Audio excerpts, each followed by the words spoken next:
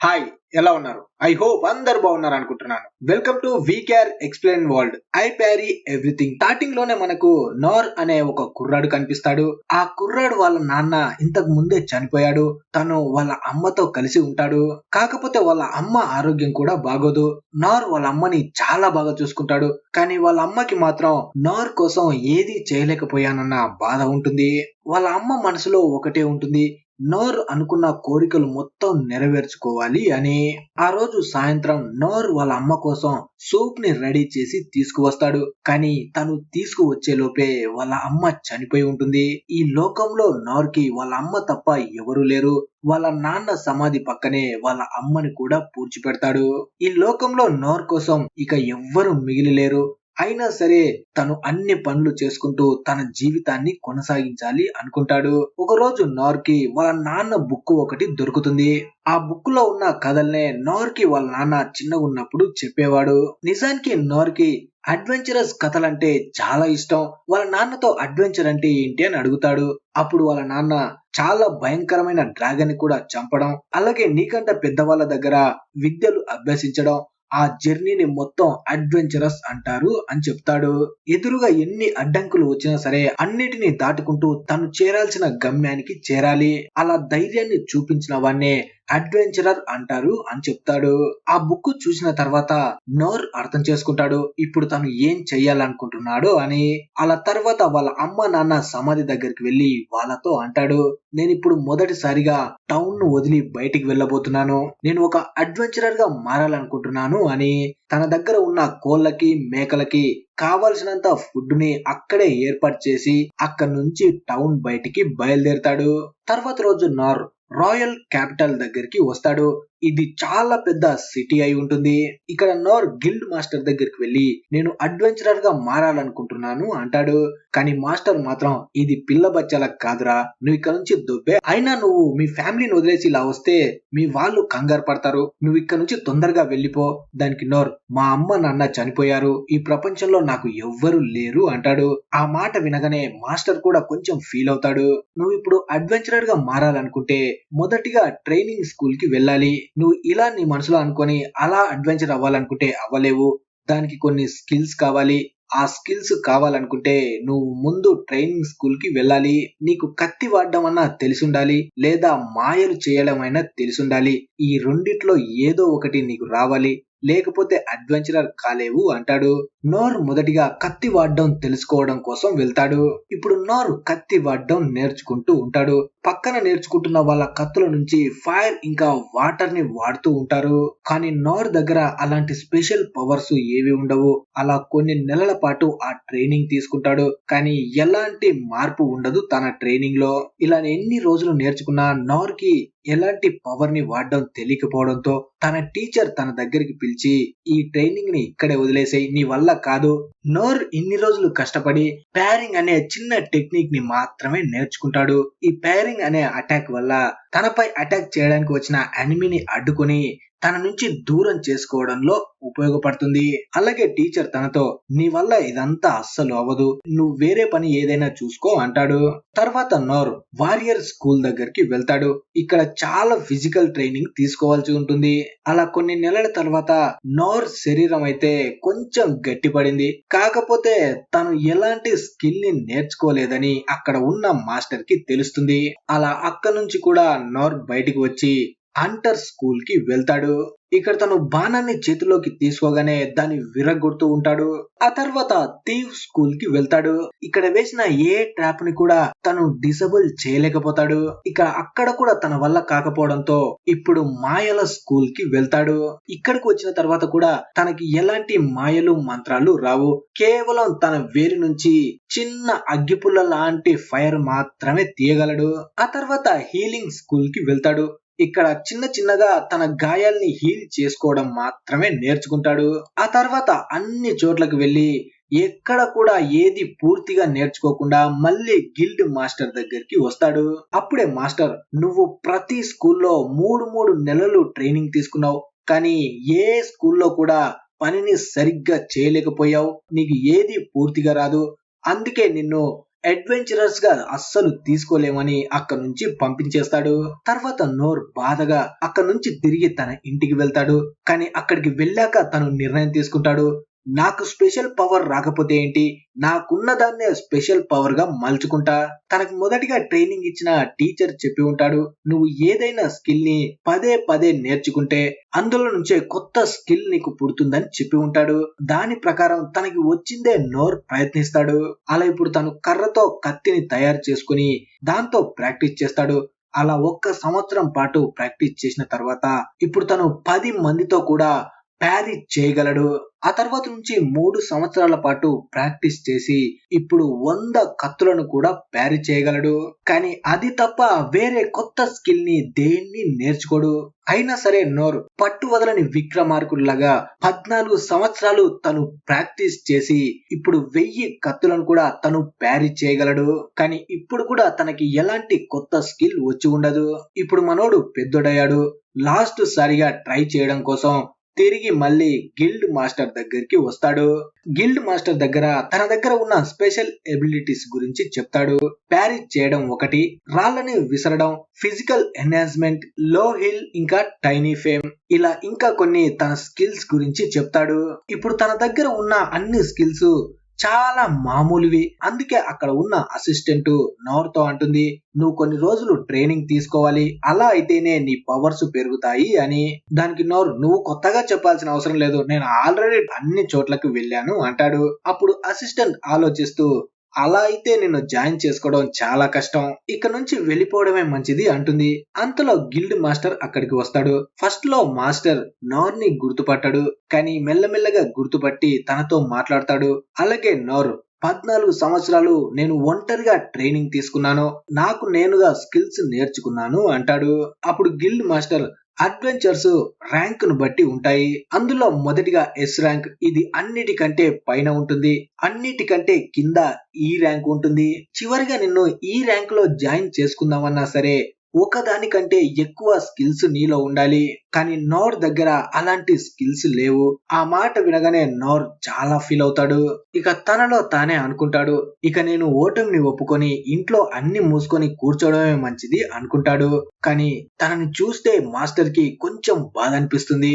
ఈ కంటే కూడా కింద ఒక ర్యాంక్ ఉంటుంది, అదే ఎఫ్ ర్యాంక్. ఈ ర్యాంక్ గురించి ఎక్కువ మందికి అస్సలు తెలీదు. కానీ అందులో ఎవరిని అడ్వెంచరర్ గా తీసుకువెళ్లరు. టౌన్ లో ఉంటూ చిన్న చిన్న పనులు చేసుకోవాలి, దానికి నీకు కొన్ని పైసలు కూడా ఇస్తారు. ఈ ర్యాంక్ ని ఏదో అలా పెట్టి ఉంటారు. ఏది చేయడం చేతగాని వాళ్లకు ఇందులో వచ్చి వాళ్ళకి వాళ్ళుగా కొన్ని పైసల్ని సంపాదించుకుంటారు అని. కానీ ఇందులో ఉన్న వాళ్ళని అడ్వెంచర్స్ కి అస్సలు తీసుకువెళ్లరు. కానీ ఇప్పుడు నోర్ ఏదో ఒక ర్యాంక్ లో చేరాలి, అందుకే తనకు ఎలాంటి అభ్యంతరం లేదు, నేను ఎఫ్ ర్యాంక్ లో జాయిన్ అవుతాను అంటాడు. అలా గిల్డ్ మాస్టర్ నోర్ ని ఎఫ్ ర్యాంక్ లో జాయిన్ చేసుకుంటాడు. తన అడ్వెంచరర్ లైసెన్స్ ని చూసి నోర్ చాలా హ్యాపీగా ఫీల్ అవుతాడు. ఆ తర్వాత నుంచి తను చిన్న చిన్న పనులు చేస్తూ ఉంటాడు. చిన్న చిన్న పనులు అంటే ఎవరివైనా సామాన్లు మోయడం, అలాగే ఎవరిదైనా పిల్లో కుక్కనో తప్పిపోతే మళ్ళీ రిటర్న్ తీసుకువచ్చి ఇవ్వడం, ఇలాంటి చిన్న చిన్న విషయాలకి తనని ఉపయోగించుకుంటారు. పిల్లిని పట్టుకోవడానికి వెళ్ళినప్పుడు తన మొహం మీద కాట్లు కూడా కనిపిస్తాయి మనకి, కానీ తన లో హీలింగ్ పవర్ వల్ల వాటిని హీల్ చేసుకుంటాడు. అలా రోజు ఇలాంటి పనులే చేస్తూ సాయంత్రం అవగానే తన ప్యారీ స్కిల్ ని మళ్ళీ ప్రాక్టీస్ చేస్తూ ఉంటాడు. అలా ఒక రోజు నోర్ ఇక తను అడ్వెంచర్ అవ్వాలనుకున్న కల నెరవేరింది అనుకుంటాడు. తను ఇప్పుడు పెద్ద పెద్ద అడ్వెంచర్స్ చేయటం లేదు, చిన్న చిన్న పనులు మాత్రమే మనుషులకు ఉపయోగపడేవి చేస్తూ ఉంటాడు. ఇది తనకి చాలు, ఇక ఇంతకంటే ఏది అవసరం లేదు అనుకుంటాడు. తర్వాత రోజు నోర్ రోజులాగే పని చేయడానికి వెళ్ళినప్పుడు పక్కన ఉన్న గుహలోంచి తనకి అమ్మాయి వాయిస్ వినిపిస్తుంది. వెంటనే మనోర్లో బాలయ్య బాబు బయటికి వచ్చి పరిగెట్టుకుంటూ ఆ గుహలోకి వెళ్తాడు. అక్కడికి వెళ్తే అక్కడ ఒక అమ్మాయి ఏదో ఒక రకమైన స్పెల్ లో బందీగా ఉంటుంది. చూడ్డానికి అమ్మాయి అందంగా ఒక రాజకుమారిలా ఉంటుంది. కానీ తన ముందే ఒక మాన్స్టర్ నిలబడి తనని చంపడానికి ట్రై చేస్తుంది. ఈ మాన్స్టర్ పేరు మినోటర్. దీన్ని పాత కథల్లో ఒక రాక్షసి లాగా చూపిస్తారు. అంత పెద్ద రాక్షసిని చూసి కూడా మనోడు అనుకుంటాడు ఇదేదో పెద్ద దున్నలాగా ఉంది అని. కానీ అప్పుడే ఆ మాన్స్టర్ రాజకుమారి దగ్గరికి వెళ్తూ ఉంటే తన ముందు ఉన్న గార్డ్స్ దాన్ని ఆపడానికి ట్రై చేస్తుంటారు. కానీ అప్పుడే ఆ మాన్స్టర్ తన చేతిలో ఉన్న కత్తితో అక్కడ ఉన్న గార్డ్స్ ని ఎగరేసి నరుకుతుంది. అందరిని చంపిన తర్వాత ఆ మాన్స్టర్ ఆ అమ్మాయి దగ్గరికి వస్తుంది. అప్పుడే నోర్ గార్డ్ చేతిలో ఉన్న కత్తిని తీసుకొని ఒక రాయితో ఆ మాన్స్టర్ ని కొడతాడు.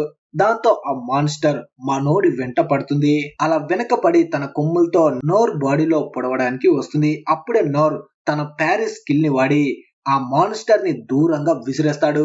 అప్పుడే ఆ మాన్స్టర్ తన కత్తితో నాన్ స్టాప్ గా నోర్ పై అటాక్ చేస్తుంది.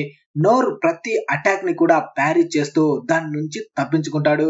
ఇప్పుడు నోర్ కి అది అటాక్ చేస్తూ ఉంటే దాని నుంచి తప్పించుకోవడం మాత్రమే తెలుసు, కానీ దాన్ని తిరిగి అటాక్ చేసే స్కిల్ ఒక్కటి కూడా మనోడికి తెలీదు. అప్పుడే మాన్స్టర్ నోర్ ని వదిలేసి మళ్ళీ ఆ రాజకుమారిపై అటాక్ చేయడానికి వెళ్తుంది. అది చూసి నోర్ తన దగ్గర ఉన్న స్కిల్ స్పీడ్ గా అక్కడికి వచ్చి మళ్ళీ ప్యారీ చేసి దాని అటాక్ ని అడ్డుకుంటాడు. ఇప్పుడు తన చేతిలో ఉన్న కత్తి కూడా విరిగిపోతుంది. అప్పుడే నోర్ అనుకుంటాడు, నేను గొప్ప అడ్వెంచరర్ ని కాలేకపోయాను, కానీ ఇక్కడ ఉన్న ఈ అమ్మాయికి మాత్రం ఏమీ అవ్వనివ్వను అని ధైర్యంగా ఆ మాన్స్టర్ ముందు నిలబడతాడు. అప్పుడే మాన్స్టర్ మళ్ళీ అటాక్ చేయడానికి వస్తుంది. ఈసారి నోర్ విరిగిన కత్తితోనే ప్యారీ చేసి దానిపై అటాక్ చేస్తాడు. దాని చేతిలో ఉన్న కత్తి పక్కకు వెళ్లి దాని తలనే నరుకుపోతుంది. ఆ మాన్స్టర్ చనిపోగానే రాజకుమారిపై ఉన్న స్పెల్ కూడా పోతుంది. అప్పుడే నోర్ అనుకుంటాడు, వెంటిక వాసులో తప్పించుకున్నాను, అయినా ఒక దున్నను కూడా చంపలేకపోయాను, నేనేం అడ్వెంచరర్ అవుతాను, ఇక అన్ని మోసుకొని ఇంట్లో కూర్చోవాలేమో అనుకుంటాడు. అప్పుడే ఆ అమ్మాయి తన ప్రాణాల్ని కాపాడినందుకు నోర్ కి థ్యాంక్స్ చెప్తుంది. అలాగే తన పేరుని కూడా అడుగుతుంది. కానీ నోర్ మాత్రం తన పేరు చెప్పకుండా అక్కడి నుంచి వెళ్లిపోతాడు. ఈ రాజకుమారి పేరు లైన్. అప్పుడే గార్డ్స్ వచ్చి రాజకుమారిని తీసుకొని వెళ్లిపోతారు. అలాగే అక్కడ చనిపోయి పడి ఉన్న మాన్స్టర్ పై ప్రయోగాలు చేస్తారు. లైన్ ని కాపాడడానికి ఎంత మంది అయితే గార్డ్స్ చనిపోయారో వాళ్ళ అందరు డెడ్ బాడీస్ చూసి లైన్ బాధపడుతుంది. అలాగే వాళ్ళ ఆత్మశాంతి కోసం కొంచెం ప్రేయర్ కూడా చేస్తుంది. తర్వాత లైన్ బ్రదర్ రెయిన్ కూడా కనిపిస్తాడు మనకి. తనకి అనిపిస్తుంది ఈ మాన్స్టర్ వాటంతటా అదే వచ్చి ఇక్కడ అటాక్ చేయలేదు, ఎవరో దాన్ని రప్పించారు, అలాగే దాన్ని కంట్రోల్ కూడా చేస్తున్నారు అనుకుంటాడు. ఎందుకంటే అదే ప్లేస్ లో ఒక రింగ్ కూడా దొరికి ఉంటుంది వీళ్ళకి. ఆ రింగ్ చాలా గొప్పది, ఇది ఖచ్చితంగా మన శత్రు దేశమైన డైరీ దస్ దే అనుకుంటాడు. ఈ డైరీ దస్ రాజ్యం వీళ్ళ రాజ్యంపై ఎప్పుడు అటాక్ చేయాలి అనుకుంటుంది. అందుకే మాన్స్టర్ ని రప్పించి రాజకుమారిపై అటాక్ చేయించారు. వీళ్ళ రాజ్యంలో ఒక డంజన్ ఉంటుంది, దానిలో చాలా రైలింగ్స్ ఉంటాయి. వాటిని సొంతం చేసుకోవడం కోసం డైరీ దస్ చాలా ప్రయత్నాలు చేస్తుంది. కానీ ఆ మినిటర్ మాన్స్టర్ ని చంపిన వ్యక్తి గురించి మాత్రం ఇంకా వీళ్ళకి అస్సలు తెలీదు. తర్వాత ఇక నోర్ గిల్డ్ మాస్టర్ దగ్గరికి వెళ్తాడు.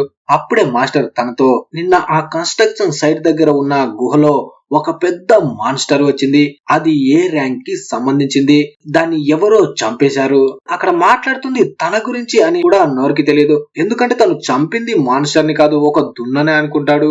అక్కడ మాస్టర్ మాట్లాడేది ఏమీ తను పట్టించుకోకుండా నెక్స్ట్ ఏదైనా పని ఉంటే చెప్పమని తనకి అడుగుతాడు. అప్పుడు మాస్టర్, నువ్వు ఈ అల్లటప్ప పనులు మానేసి వేరే పని చూసుకో, అప్పుడే నీకు పైసలు ఎక్కువగా వస్తాయి అంటాడు.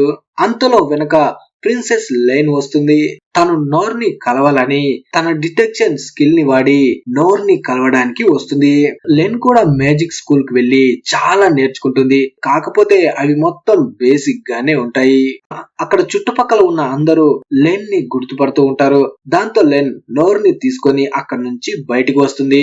అప్పుడే లిన్ తన దగ్గర ఉన్న ఇన్విజిబుల్ పవర్ ని వాడి అక్కడ ఎవ్వరికి కనిపించకుండా అక్కడ నుంచి బయటికి వస్తారు. బయటికి వచ్చాక లెన్ నోర్ తో, నువ్వు నన్ను కాపాడినందుకు నీకు చాలా థ్యాంక్స్ చెప్పాలనుకున్నాను, అందుకే ఇక్కడికి వచ్చాను, అలాగే నీకు బహుమతి కూడా ఇప్పిస్తాను అంటుంది. కానీ నోర్ మాత్రం, థ్యాంక్స్ చెప్పారు కదా, అది చాలు, నాకు బహుమతి ఏమి వద్దులేండి అంటాడు. మా నాన్నగారు కూడా నిన్ను కలవాలనుకుంటున్నాడు, నీకేదైనా ప్రాబ్లమ్స్ ఉంటే ఆయనతో చెప్పుకో, ఆయన అన్నిటినీ క్లియర్ చేస్తారు అంటుంది. కానీ తను ఏం చెప్పినా సరే మనోడు మాత్రం అస్సలు ఏమీ వద్దన్నట్లు మాట్లాడతాడు. ఆ మాటలు విన్న తర్వాత లేన్ కి చాలా ఏడుపు వస్తుంది. అలా ఏడుస్తూ తనతో అంటుంది, నువ్వు నా దగ్గర నుంచి ఏ సహాయం తీసుకోకపోతే నేను ఇక్కడ నుంచి అస్సలు వెళ్ళను. ఇక పాప వినేలా లేదనుకొని నోర్ కూడా వాళ్ళ నాన్నని కలవడానికి ఒప్పుకుంటాడు. లేన్ నోర్ ని తీసుకొని రాజ్ మహల్ దగ్గరికి వస్తుంది. ఆ మహల్ ని చూడగానే నోర్ పాపతో చాలా డబ్బుందనుకుంటా, ఇంత పెద్ద ఇల్లుందంటే బాగా బలిసినోళ్లే అనుకుంటాడు. అలా వీళ్ళు లోపలికి వెళ్తూ ఉంటే వీళ్ళకు ఒక అమ్మాయి కలుస్తుంది. తన పేరు ఈనస్. తను లేన్ కి బాడీ గార్డ్ అయి ఉంటుంది. కానీ నోర్ మాత్రం తను ఈ ఇంట్లో పని మనిషి అనుకుంటాడు. అప్పుడే లేన్ ఈనస్ తో అంటుంది, ఈ కుర్రాడే నా ప్రాణాలు కాపాడింది అని. దాంతో ఈనస్ ఇద్దరిని తీసుకొని మహారాజ్ దగ్గరికి వెళ్తుంది. వెళ్తుంటే మధ్యలో గిల్బర్ట్ అనే ఒక కుర్రాడు కనిపిస్తాడు. ఆ కుర్రాడు నోర్ ని చూడగానే అర్థం చేసుకుంటాడు, వీడే ఆ మాన్స్టర్ ని చంపి ఉంటాడు అని. అప్పుడే ఈనస్, నువ్వు కూడా మహారాజ్ దగ్గరికి రావచ్చు కదా అంటుంది. అలా నలుగురు అక్కడ నుంచి మహారాజ్ దగ్గరికి బయలుదేరతారు. ఇక్కడ మహారాజ్ క్లేజ్ తన కొడుకు రేన్ తో మీటింగ్ లో ఉంటాడు. ఇంతకుముందు దేరిదస్ రాజ్యం వాళ్ళు, మీకు కావాల్సింది మేము ఇస్తాము, మాకు ఆ డంజన్ పై సర్వ హక్కులు కావాలని అడిగి ఉంటారు. కానీ మహారాజు క్లేన్ మాత్రం వాటన్నిటికీ ఒప్పుకోకుండా డంజన్ పై పూర్తి హక్కులు మావే అని వాళ్ళకి గట్టిగా చెప్పి ఉంటాడు. దాంతో దేరిదస్ వాళ్ళు ఈ రాజ్యం పై అటాక్ చేసి దీన్ని సర్వనాశనం చేసి ఆ డంజన్ ని దక్కించుకోవాలని చూస్తూ ఉంటారు. అప్పుడే లేన్ వాళ్ళు మహారాజును కలవడానికి వస్తారు. రేన్ లేన్ ని చూడగానే తనపై కోపడతాడు, నువ్వు ఒంటరిగా మళ్ళీ బయటికి ఎందుకు వెళ్ళావు అని. కానీ అప్పుడే లేన్, నేను వెళ్ళింది నా కోసం కాదు, నన్ను కాపాడిన వ్యక్తిని నేను వెతకాలి కదా, తన కోసం వెళ్ళాను, ఇతనే నా ప్రాణాలు కాపాడింది, ఆ మాన్స్టర్ ని చంపింది అంటుంది. నోరే తన కూతురు ప్రాణాల్ని కాపాడిందని తెలియగానే తన దగ్గరికి వెళ్లి తన చెయ్యి పట్టుకొని థ్యాంక్స్ చెప్తాడు. అప్పుడే నోరు, నేను మొదటిసారిగా ఇంత పెద్ద ఇంట్లోకి వస్తున్నాను, ఇక్కడ ఎలా ఉండాలి, ఎలా మాట్లాడాలనేది నాకు తెలీదు అంటాడు. అప్పుడే కింగ్, నీకిప్పుడు నేను బహుమతిని ఇవ్వాలి, ఆ బహుమతిని తీసుకోకుండా నువ్వు అస్సలు వెళ్ళకూడదు, అడుగు, నీకు పైసలు కావాలా, భూమి కావాలా, ఏం కావాలో అడుగు, అది ఇస్తాను అంటాడు. అప్పుడే కింగ్, ఈ రాజ్యంలో ఒక డంజన్ ఉంది, ఆ డంజన్ లోంచి చాలా విలువైన వస్తువులు బయటికి వస్తాయి, ఆ విలువైన వస్తువులన్నిటిని ఒక దగ్గర జమ చేస్తాం, వాటిలోంచి నువ్వు సగం తీసేసుకో అంటాడు. కానీ నోర్ మాత్రం వాటిని కూడా నాకు అవసరం లేదు అంటాడు. నేను బహుమతిని ఆశించి తనని కాపాడలేదు, నాకు ఇవేమీ వద్దు అంటాడు. అప్పుడే కింగ్ ఆలోచిస్తాడు, అసలు తనకి ఏమి ఇవ్వగలను నేను అని. అప్పుడే కింగ్ లేన్ కి అక్కడే ఉన్న ఒక పెద్ద కత్తి కనిపిస్తుంది. ఆ కత్తి చూడ్డానికి దరిద్రంగా ఉంటుంది, కాకపోతే తను సాహసాలు చేసేటప్పుడు ఈ కత్తి తనకి బహుమతిగా వచ్చి ఉంటుంది. ఆ కత్తి తీసుకువచ్చి నోర్ కి ఇస్తాడు. ఈ కత్తి చాలా బరువుగా ఉంటుంది, అంత తేలిగ్గా ఎవ్వరు దీన్ని మోయలేరు. కానీ నోర్ ఆ కత్తిని తీసుకొని దాన్ని పట్టుకోవడానికి తన దగ్గర ఉన్న ఎబిలిటీని వాడి ఒంటి చేత్తో ఆ కత్తిని సరాసరా తిప్పుతూ ఉంటాడు. ఆ తిప్పడం చూసి అక్కడ ఉన్న అందరూ ఆశ్చర్యపోతారు. అలాగే కింగ్ క్లేన్, నా కూతురు కూడా నువ్వు ట్రైనింగ్ ఇవ్వు, తను కూడా నీలా స్ట్రాంగ్ గా కావాలి అంటాడు. నా దగ్గర ఏం కొత్తగా లేదు తను నేర్చుకోవడానికి, ఒకవేళ నేర్చుకోవాలని ఉంటే తనే నేర్చుకుంటుంది. ఎప్పుడైనా సరే తల్లిదండ్రులు పిల్లలకి ఏ దాన్ని బలవంతంగా అలవాటు చేయకూడదు. ఆ మాట వినగానే కింగ్ చాలా నవ్వుకుంటాడు. తర్వాత నోర్ కత్తిని తీసుకొని అక్కడి నుంచి బయటికి వస్తాడు. బయటికి వచ్చి ఆ కత్తిని చూస్తూ, ఈ కత్తి నాకు ఎలా ఉపయోగపడుతుంది, ఆ ఊర్లో ఉన్న డ్రైనేజీలు వీటితో క్లీన్ చేస్తే నాకు మస్తు పైసలు వస్తాయి అనుకుంటాడు. అంతలో ఈనస్ తన ముందుకు వచ్చి మోకాళ్ళపై కూర్చొని తనకి క్షమాపణ చెప్తుంది. నీ దగ్గర అంత రూడ్ గా బిహేవ్ చేసినందుకు నన్ను క్షమించు అని. మేము కట్టప్పల క్లీన్ ఫ్యామిలీని కాపాడుతూ ఉంటామని ప్రమాణం తీసుకున్నాం, అందుకే నీతో అలా మాట్లాడాను అంటుంది. కానీ నోర్ మాత్రం, నిన్ను ఫస్ట్ చూడగానే ఇంట్లో పనిదాను అనుకున్నాను అంటాడు. అప్పుడు ఈనస్, క్లీన్ ఫ్యామిలీకి సంబంధించిన మిలిటరీకి నేను వైస్ కెప్టెన్ ని, నా పని ఏంటంటే నా ప్రాణాలు ఇచ్చైనా సరే లేన్ ని కాపాడుకోవడం. నువ్వు ఇప్పుడు లేన్ ప్రాణాలు కాపాడావంటే ఒక విధంగా నా ప్రాణాలు కూడా కాపాడినట్టే. నీకేదైనా సహాయం కావాలనుకుంటే నాకు చెప్పు, నేను సహాయం చేస్తాను. నోర్ కూడా నాకు అవసరం ఉన్నప్పుడు చెప్తానులే అంటాడు. అప్పుడే ఈనస్ మళ్ళీ నోర్ ని తిడుతుంది, నువ్వు మహారాజ్ దగ్గర ఏదో అనామకుతో మాట్లాడినట్టు అలా మాట్లాడతావేంటి, మళ్ళీ నువ్వు మహారాజ్ దగ్గరికి వచ్చినప్పుడు చాలా వినయంగా జాగ్రత్తగా మాట్లాడాలి అంటుంది. ఈనస్ నోర్ ని తన పేరు కూడా అడుగుతుంది. నోర్ తన పేరు చెప్పగానే సడన్ గా ఈనస్ కి ఏదో అవుతుంది. కాకపోతే నోర్ దగ్గర ఏమీ చెప్పకుండా అక్కడి నుంచి వెళ్లిపోతుంది. నోర్ కూడా అక్కడి నుంచి వెళ్లడం కోసం వెనక్కి తిరగగానే తన ముందు గిల్బర్ట్ ఉంటాడు.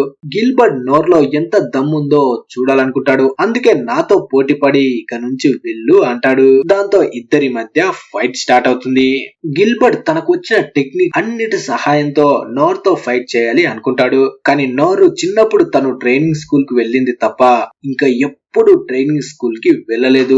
అలా ఫైట్ చేసే ప్లేస్ కి రాగానే నోర్ ఒక చెక్క కత్తిని తీసుకొని ఫైట్ కి రెడీ అవుతాడు. తన మనసులో అనుకుంటాడు, గిల్బర్ట్ చాలా పెద్ద యోధుడై ఉంటాడు, తనకు వచ్చిన టెక్నిక్స్ ని తనతో ఫైట్ చేస్తే నేను కూడా నేర్చుకోవచ్చు అనుకుంటాడు. అక్కడ ఉన్న అందరూ నోర్ ని విచిత్రంగా చూస్తుంటారు. వీడెవడు కెప్టెన్ గిల్బర్ట్ తోనే ఫైట్ చేయడానికి వచ్చాడు అని. ఫైట్ లో గిల్బర్ట్ నాన్ స్టాప్ గా అటాక్ చేస్తూ ఉంటాడు. కానీ నోర్ అన్ని అటాక్ల్ని చాలా తేలిగ్గా తప్పించుకుంటాడు. అలాగే నోర్ మనసులో గిల్బర్ట్ ఇంత స్పీడ్ గా ఫైట్ చేస్తున్నాడు అనుకుంటాడు. గిల్బర్ట్ తన మొత్తం పవర్ ని నోర్ పై చూపించొద్దు అనుకుంటాడు. కానీ నోర్ మాత్రం, అబ్బే నీలో పసలేదయ్యా, నువ్వు కావాలనుకుంటే ఇంకా గట్టిగా ప్రయత్నించు, నేను అడ్డుకుంటాను అంటాడు. దాంతో గిల్బర్ట్ చాలా ఫోర్స్ గా తన పవర్ ని మొత్తం వాడి అటాక్ చేస్తాడు. కానీ ఆ అటాక్ ను కూడా తేలిగ్గా తను అడ్డుకుంటాడు. ఇప్పుడు నోర్ దగ్గర గిల్బర్ట్ పై అటాక్ చేయడానికి ఛాన్సులు కూడా ఉంటాయి. కానీ తను అటాక్ చేయకుండా తప్పించుకుంటూ ఉంటాడు. గిల్బర్ట్ మాత్రం నా ఇంత పవర్ ని వాడినా సరే వీడిపై ఎందుకు అటాక్ చేయలేకపోతున్నాను అనుకుంటాడు.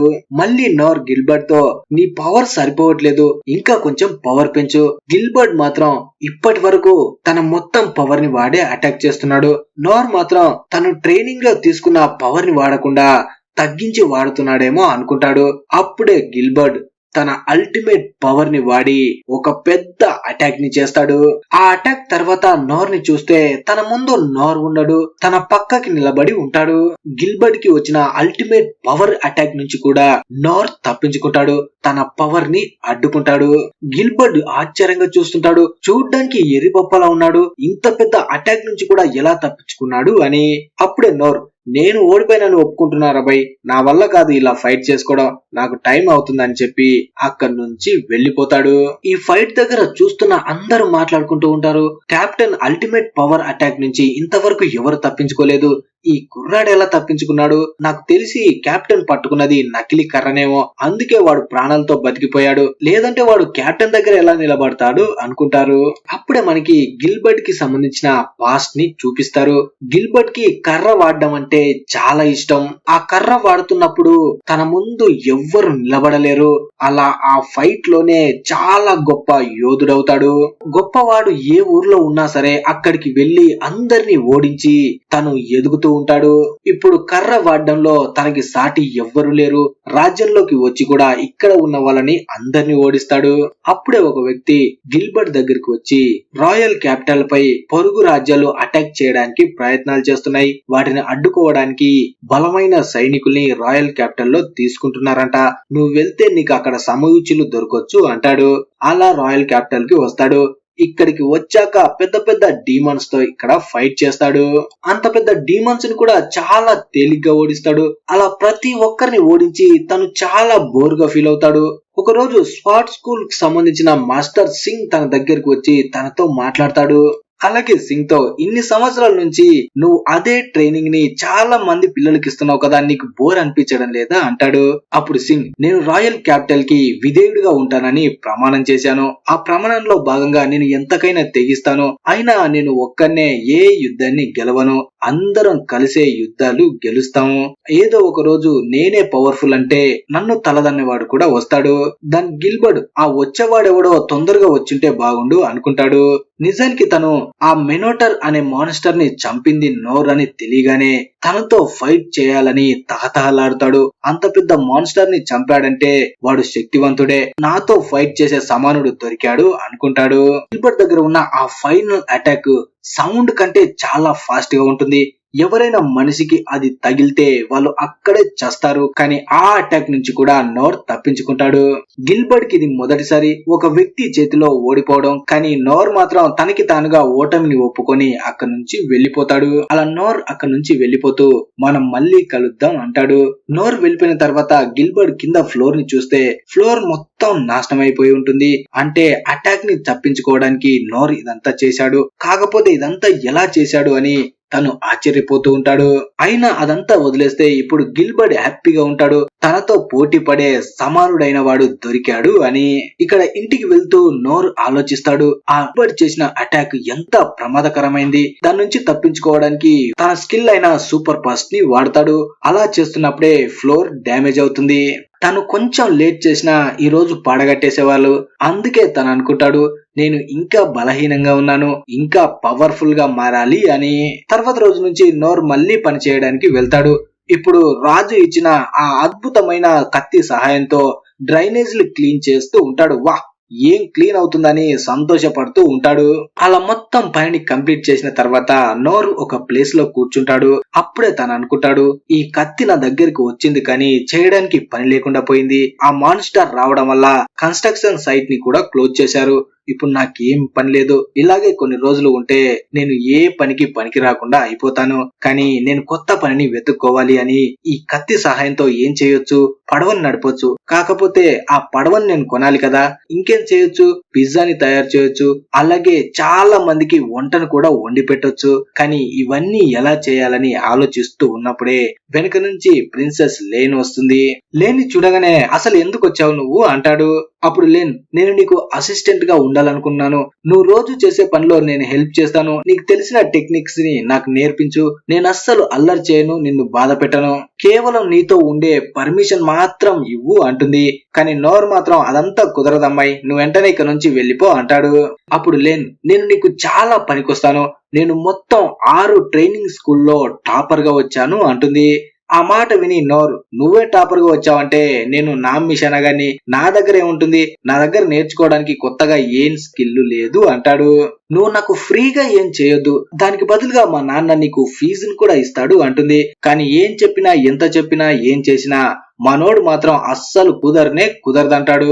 ఆ మాట వినగానే లేన్ చాలా ఏడుస్తుంది. అలాగే ఇప్పుడు నోరు ముందు తన దగ్గర ఉన్న మొత్తం పవర్స్ ని చూపిస్తుంది.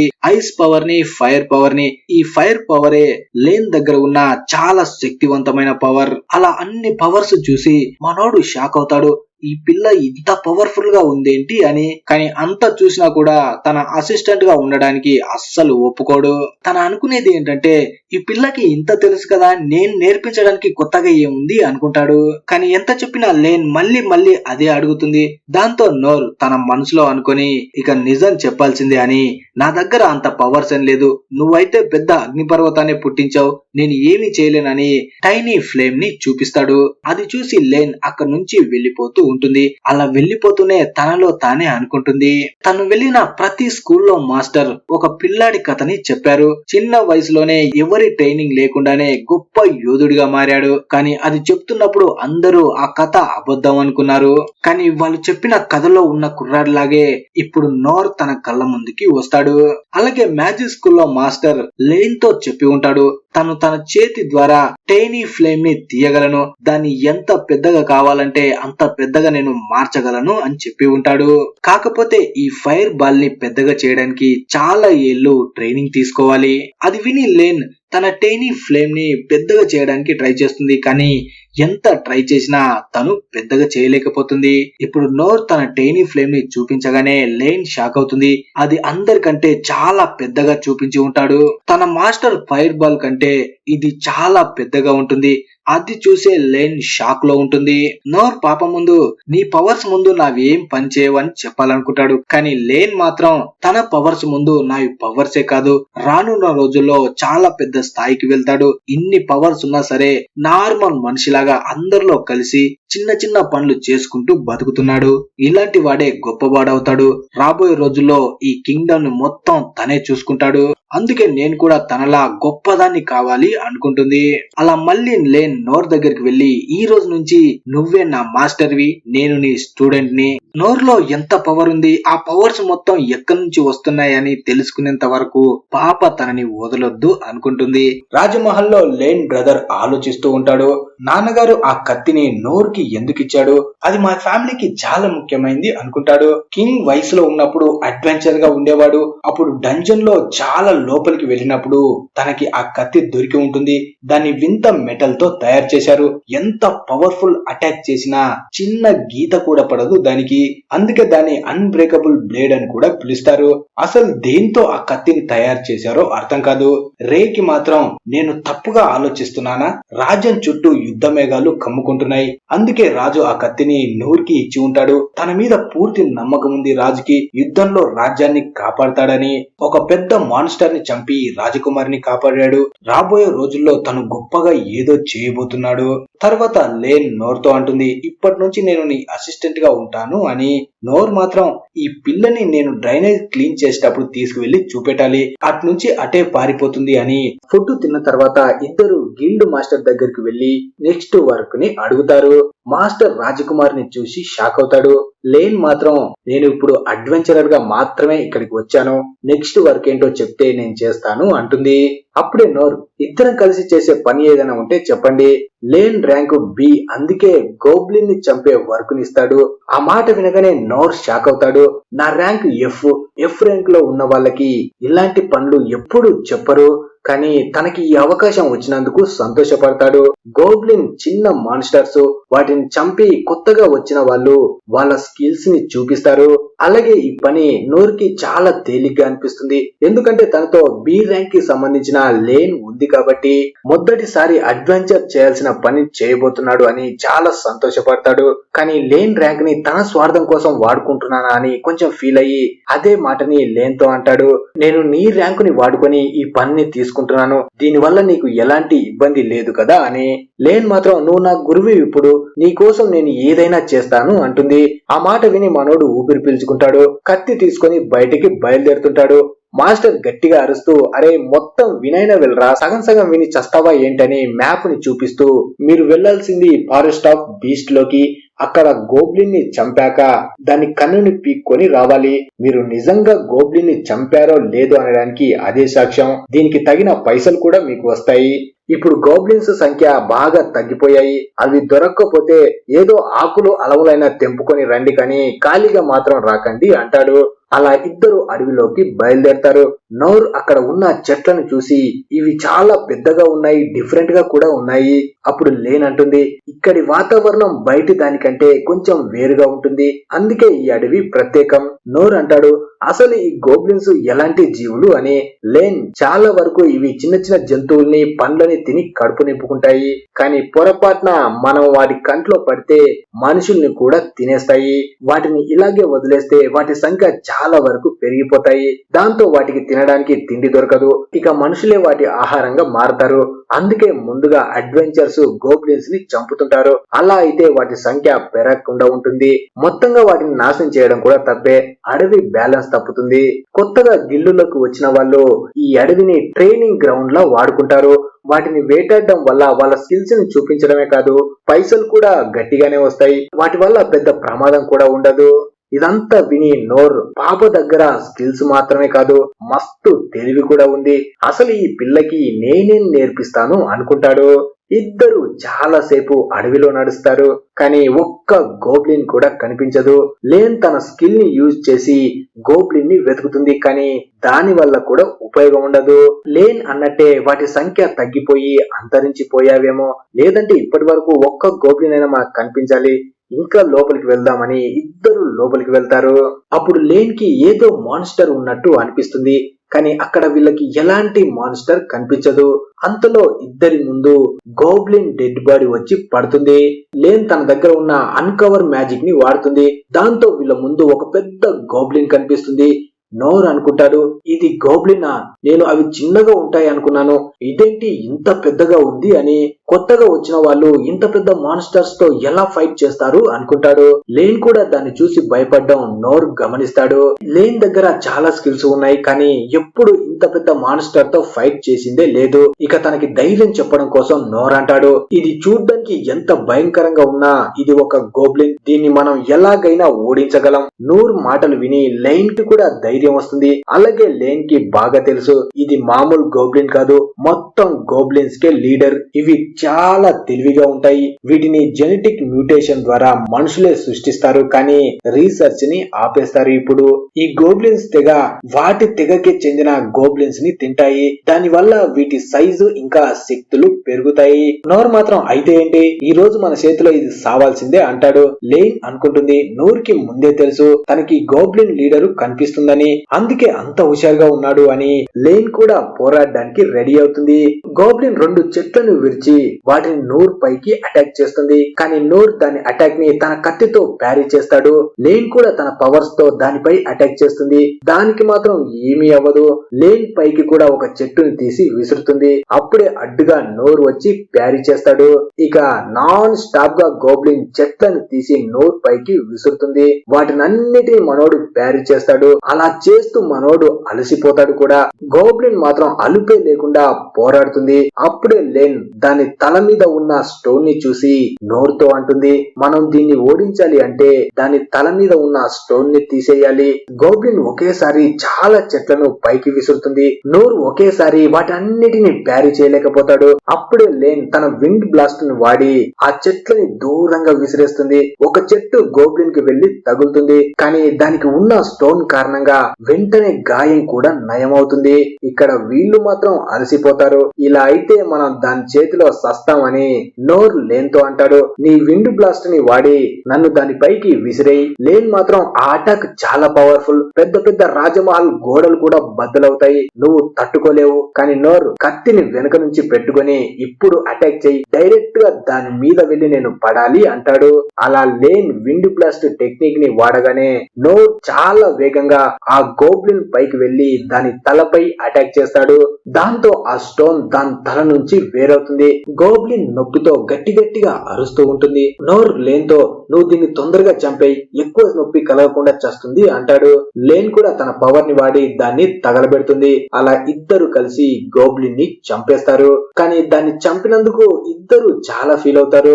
నోర్ అనుకుంటాడు, కొన్ని రోజులు గోబ్లిన్ హంటింగ్ చేయడం నుంచి దూరంగా ఉండాలి, ఒంటరిగా నేను నార్మల్ గా గోబ్లిన్ ని కూడా చంపలేకపోయా, ఇంకా ఎక్కువ ట్రైనింగ్ నేను తీసుకోవాలి అనుకుంటాడు. ఇక్కడ ప్రిన్స్ రెయిన్ కి గోబ్లిన్ లీడర్ గురించి తెలుస్తుంది. దీనికి కూడా కారణం డేరీ దశే అయి ఉండొచ్చు. దాని తల మీద ఉన్న మానా స్టోన్ చాలా పెద్దది, తేలిగ్గా ఎవ్వరు దాన్ని సొంతం చేసుకోలేరు. మాన్స్టర్స్ ని పవర్ఫుల్ సీల్ తో బంధించాం, చాలా రోజుల నుంచి అది ఆ అడవిలోనే ఉన్నట్టుంది. గోబ్లిన్స్ సంఖ్య అందుకే తగ్గిపోయింది, ఎందుకంటే ఈ గోబ్లిన్ లీడరే వాటిని తినడం వల్ల అనుకుంటాడు. రెయిన్ తన వాళ్ళతో ఇక మనం దీని గురించి వివరంగా తెలుసుకోవాలి అని. ఇక్కడ లేన్ ఇంకా నోర్ ఇద్దరు గిల్డ్ మాస్టర్ దగ్గరికి వచ్చి మేము గోబ్లిన్ ని చంపేశాం అంటారు. అప్పుడు నోర్ నాకు చాలా భయం వేసింది, దాన్ని లేనే అంతం చేసింది అంటాడు. అలాగే మనసులో అనుకుంటాడు, ఈ రోజు నా ఫస్ట్ హంటింగ్ పూర్తయింది, పెద్ద దావతే చేసుకోవాలి అని. చూసే వాళ్ళకి ఇది సాధారణమైన విషయమే, కానీ నాకు కాదు అనుకుంటాడు. మాస్టర్ ఆలోచిస్తూ లేన్ దాన్ని చంపుతూ ఉంటే నువ్వు పక్కన నిలబడి చూసావు అంతే కదా అంటాడు. దానికి నోరు అవును, మొత్తం పని లేనే చేసింది, తను లేకపోతే నేను ఏమయ్యేవాడినో నాకే తెలీదు అంటాడు. లేన్ కి ఏమీ అర్థం కాదు ఎందుకు నోరు అలా మాట్లాడుతున్నాడు అని. అప్పుడు మాస్టర్ సర్లే నీకు ఏదైనా నేర్చుకోవడానికి దొరికింది కదా, చూస్తే ఏంటి చంపితే ఏంటి అనుకుంటాడు. అప్పుడు నోరు అవును మీరు చెప్పింది కరెక్ట్, నాకు ఇంతవరకు తెలీదు గోబ్లిన్స్ ఇంత పెద్దగా ఉంటాయని, దాని తలపై అంత పెద్ద రెడ్ స్టోన్ కూడా ఉంటుందని అంటాడు. మాస్టర్ ఆ స్టోన్ గురించి తెలియగానే స్టోనా, ఏ స్టోను, మీరు చంపింది గోబ్లిన్నే కదా. అప్పుడు లేన్ అవును మేము చంపింది గోబ్లిన్నే. అప్పుడు మాస్టర్ సరే అయితే ఆధారంగా దాని కన్ను తీసుకురామని చెప్పాను కదా, తీసుకువచ్చారా, ఇటు ఇవ్వండి మీకు పైసలు ఇస్తాను అంటాడు. కానీ నోర్ మాత్రం అరేరే మీరు చెప్పింది మర్చిపోయి మేము దాన్ని కాల్ చేశాం అంటాడు. అలాగే రెయిన్ కి రాజ్యంలో జరుగుతున్న వింత సంఘటనల గురించి తెలుస్తుంది. దాంతో తన అనుమానం నిజమవుతుంది. శత్రువులు ముందే వాళ్ళ రాజ్యంలోకి ప్రవేశించారు. ఆ గోబ్లిన్ లీడర్ లాంటి మాన్స్టర్స్ ముందు నుంచే వాళ్ళ రాజ్యంలో దాక్కుని ఉన్నాయి. సమయం చూసి అవి బయటికి వస్తున్నాయి. అందుకే రెయిన్ ఎమర్జెన్సీ మీటింగ్ ని ఏర్పాటు చేస్తాడు. వాళ్ళకి కావాల్సింది దక్కించుకోవడం కోసం ఎంతమంది ప్రజల్ని చంపడానికి కూడా వెనకాడరు. ఏ క్షణమైనా మన రాజ్యంపై అటాక్ చేయొచ్చు అనుకుంటాడు. ఇక్కడ నోర్ ఫస్ట్ హంటింగ్ ని చేసినందుకు పార్టీ చేసుకుంటాడు. ఎందుకంటే గిల్డ్ మాస్టర్ ఆధారం లేకుండానే తనకి పైసలు ఇచ్చి ఉంటాడు. నోర్ పై నమ్మకంతో నోర్ తింటూ ఆలోచిస్తాడు, ఈ పిల్లని నా వెంట పడకుండా ఎలా చేసుకోవాలి అని. తిన్నాక లేన్ ఈ రోజు నేను ఇంటికి వెళ్ళిపోతా, మళ్ళీ రేపు నీ దగ్గరికి వస్తాను అంటుంది. అప్పుడే రెయిన్ లేన్ ని తీసుకువెళ్ళడానికి అక్కడికి వస్తాడు. నోర్తో అంటాడు, నువ్వు రేపు లేన్ తో కలిసి కొండల మధ్య ఉన్న ఒక ఊరికి వెళ్ళాలి. నీకు ఒక గుర్రం బండిని ఇస్తాము. అలాగే ఈనస్ కూడా నీ వెంట వస్తుంది. ఈ పని చేస్తే నీకు మస్తు పైసలు వస్తాయి. ఇప్పుడు నోర్పై మాత్రమే తను నమ్మకం పెట్టగలడు. నోర్ కూడా వెళ్ళడానికి ఒప్పుకుంటాడు. తర్వాత రోజు వీళ్ళు బయలుదేరతారు. ఈ పని చేయడానికి నోర్ ఎందుకు ఒప్పుకున్నాడంటే తను ఇంతవరకు గుర్రం బండిని ఎక్కి ఉండడు. అలాగే రాయల్ క్యాపిటల్ బయట కూడా తిరగొచ్చు కదా అని ఒప్పుకుంటాడు. అలా హ్యాపీగా వెళ్తూ లేన్ తో ఒకసారి బయట వాతావరణాన్ని చూడు, మనం ఎంత అద్భుతమైన ప్రపంచంలో ఉన్నామో అంటాడు. లేన్ మాత్రం ఇంకా ఏదో ఆలోచిస్తూ ఉంటుంది. రెయిన్ చెప్పి ఉంటాడు, మొదటిగా 2 కొండల మధ్య ఉన్న ఊరికి వెళ్ళాలి, కొంతసేపు అక్కడే ఉండాలి, అక్కడ అంతా నార్మల్ గా ఉంటే ఆ కొండలు దాటి మన రాజ్యంతో మంచి సంబంధాలు ఉన్న మిత్ర దేశానికి వెళ్ళాలి. లేన్ కి ఇప్పుడు భయంగా ఉంటుంది, మధ్యలో ఏదైనా ప్రమాదం జరుగుతుందేమో అని. ఈనస్ అందుకే నేను మీ వెంట ఉన్నా అంటుంది. రెయిన్ ఈనస్ కి ఇంకో పని అప్పగించి ఉంటాడు. తొందరలోనే దేరీదాస్ యుద్ధానికి రాబోతుంది. యుద్ధంలో అంతా నాశనమైందంటే నువ్వు రాజకుమారి లేన్ ని నూర్ని తీసుకొని మిత్ర దేశానికి వెళ్ళు అని చెప్పి ఉంటాడు. ఈనస్ అంటుంది, ఈ యుద్ధం గురించి రాజకుమారికి తెలుసా అని. తనకి తెలిస్తే రాజ్యాన్ని వదిలి తను ఎక్కడికి వెళ్ళదు. నీ పని ఏంటంటే లెయిన్ ని క్షేమంగా చూసుకోవడం. నీపై నాకు పూర్తి నమ్మకం ఉంది అంటాడు. ఒక దగ్గర వీళ్ళ బండి ఆపి గుర్రాలకి నీళ్లు తాపుతూ ఉంటారు. అప్పుడే ఈనస్ నూర్ తో నన్ను క్షమించు, ఇలాంటి పరిస్థితుల్లో బయటికి వచ్చి ఉండకూడదు అంటుంది. నూర్ మాత్రం అరే ఇదంతా ఎందుకు, మనం ఏమైనా యుద్ధం చేయడానికి వచ్చామా, అలా బయట తిరగడానికి వచ్చామా అంతే కదా అంటాడు. ఈ మొత్తం ప్రయాణంలో లేన్ భయంగానే ఉంటుంది. ఈనస్ భయపడకు, ఏ ప్రమాదం వచ్చినా నిన్ను నేను కాపాడుకుంటాను, అది నా బాధ్యత అంటుంది. అది విని నోర్ కూడా నాకెలాంటి భయం లేదు, కావాలంటే నేను ఇక్కడ నుంచి పారిపోయి నా ప్రాణాలు కాపాడుకోగలను అంటాడు. ఈనస్ అంటుంది, పారిపోవాల్సిన అవసరం లేదు, నా దగ్గర ఒక షీల్డ్ ఉంది. నీ దగ్గర షీల్డ్ ఉందా? ఎలాంటి షీల్డ్ ఉంది, నాకు కనిపించడం లేదే అని నోర్ అంటాడు. వెంటనే ఈనస్ మంత్రం చదవగానే తన చేతిలోకి షీల్డ్ వస్తుంది. అది చూసి నూర్ షాక్ అవుతాడు. ఏదైనా ప్రమాదం వస్తే దీన్ని చాటున దాక్కో, ఏ ఆయుధమైనా మంత్రమైనా ఈ షీల్డ్ ను దాటి రాలేదు అంటుంది. నూర్ సరే అయితే నేను తప్పకుండా దాక్కుంటా అని మనసులో అనుకుంటాడు. వీళ్ళంతా ఎంతో పవర్ఫుల్ గా ఉన్నారు, నేను మాత్రం ఒక గోబ్లిన్ ని చంపడానికి నానా తంటాలు పడాల్సి వచ్చింది అనుకుంటాడు. అప్పుడే మనకి తెలుస్తుంది ఈనస్ కి చిన్నప్పటి నుంచే తనలో పవర్స్ ఉన్నాయి అని. తను అనాథ ఆశ్రమంలో పెరిగి ఉంటుంది. ఆ పవర్ల వల్ల తెలియకుండానే ఒక పాపకి గాయం అవుతుంది. దాంతో మాస్టర్స్ అనుకుంటారు తనలో దేవుడిచ్చిన గొప్ప శక్తి ఉంది, ఇలాంటి శక్తిని చాలా తక్కువ మందికే ఇస్తారు. ఆ శక్తితో ఈనస్ పవర్ఫుల్ కత్తిని చేసి దేన్నైనా కట్ చేయగలదు, అలాగే షీల్డ్ను కూడా చేసుకోగలదు. తన అవసరాన్ని బట్టి పవర్ ని మార్చుకోగలదు. ఈనస్ సరిగ్గా ఈ పవర్ ని వాడితే మొత్తం రాజ్యాన్నే ఒక్కతే కాపాడగలదు. ఆ తర్వాత షీల్డ్ మాస్టర్ డెండాల్ కు తనని దత్తత తీసుకుని పర్ఫెక్ట్ గా పవర్స్ ని ఎలా వాడాలో నేర్పిస్తాడు. మిగిలిన మాస్టర్స్ కూడా ట్రైనింగ్ ఇస్తారు. ఈనస్ కి మాత్రం భయంగా ఉంటుంది. తెలియకుండా తన చుట్టూ ఉన్న వాళ్ళకి తన వల్ల గాయాలవుతాయి అని అందరికి దూరంగా తన లైఫ్ ని స్టార్ట్ చేస్తుంది. అలా ఒంటరిగా మిగిలిపోతుంది. కానీ మొదటిసారి నోర్ని చూసి షాక్ అవుతుంది. ఎందుకంటే తను ఇంతకు ముందు కూడా నోర్ గురించి విని ఉంటుంది. తనని దత్తత తీసుకున్న డెండాల్క్ మాస్టర్ ఎప్పుడు నోర్ గురించే గొప్పలు చెప్పేవాడు. దాంతో తనకి చాలా కోపం వస్తుంది.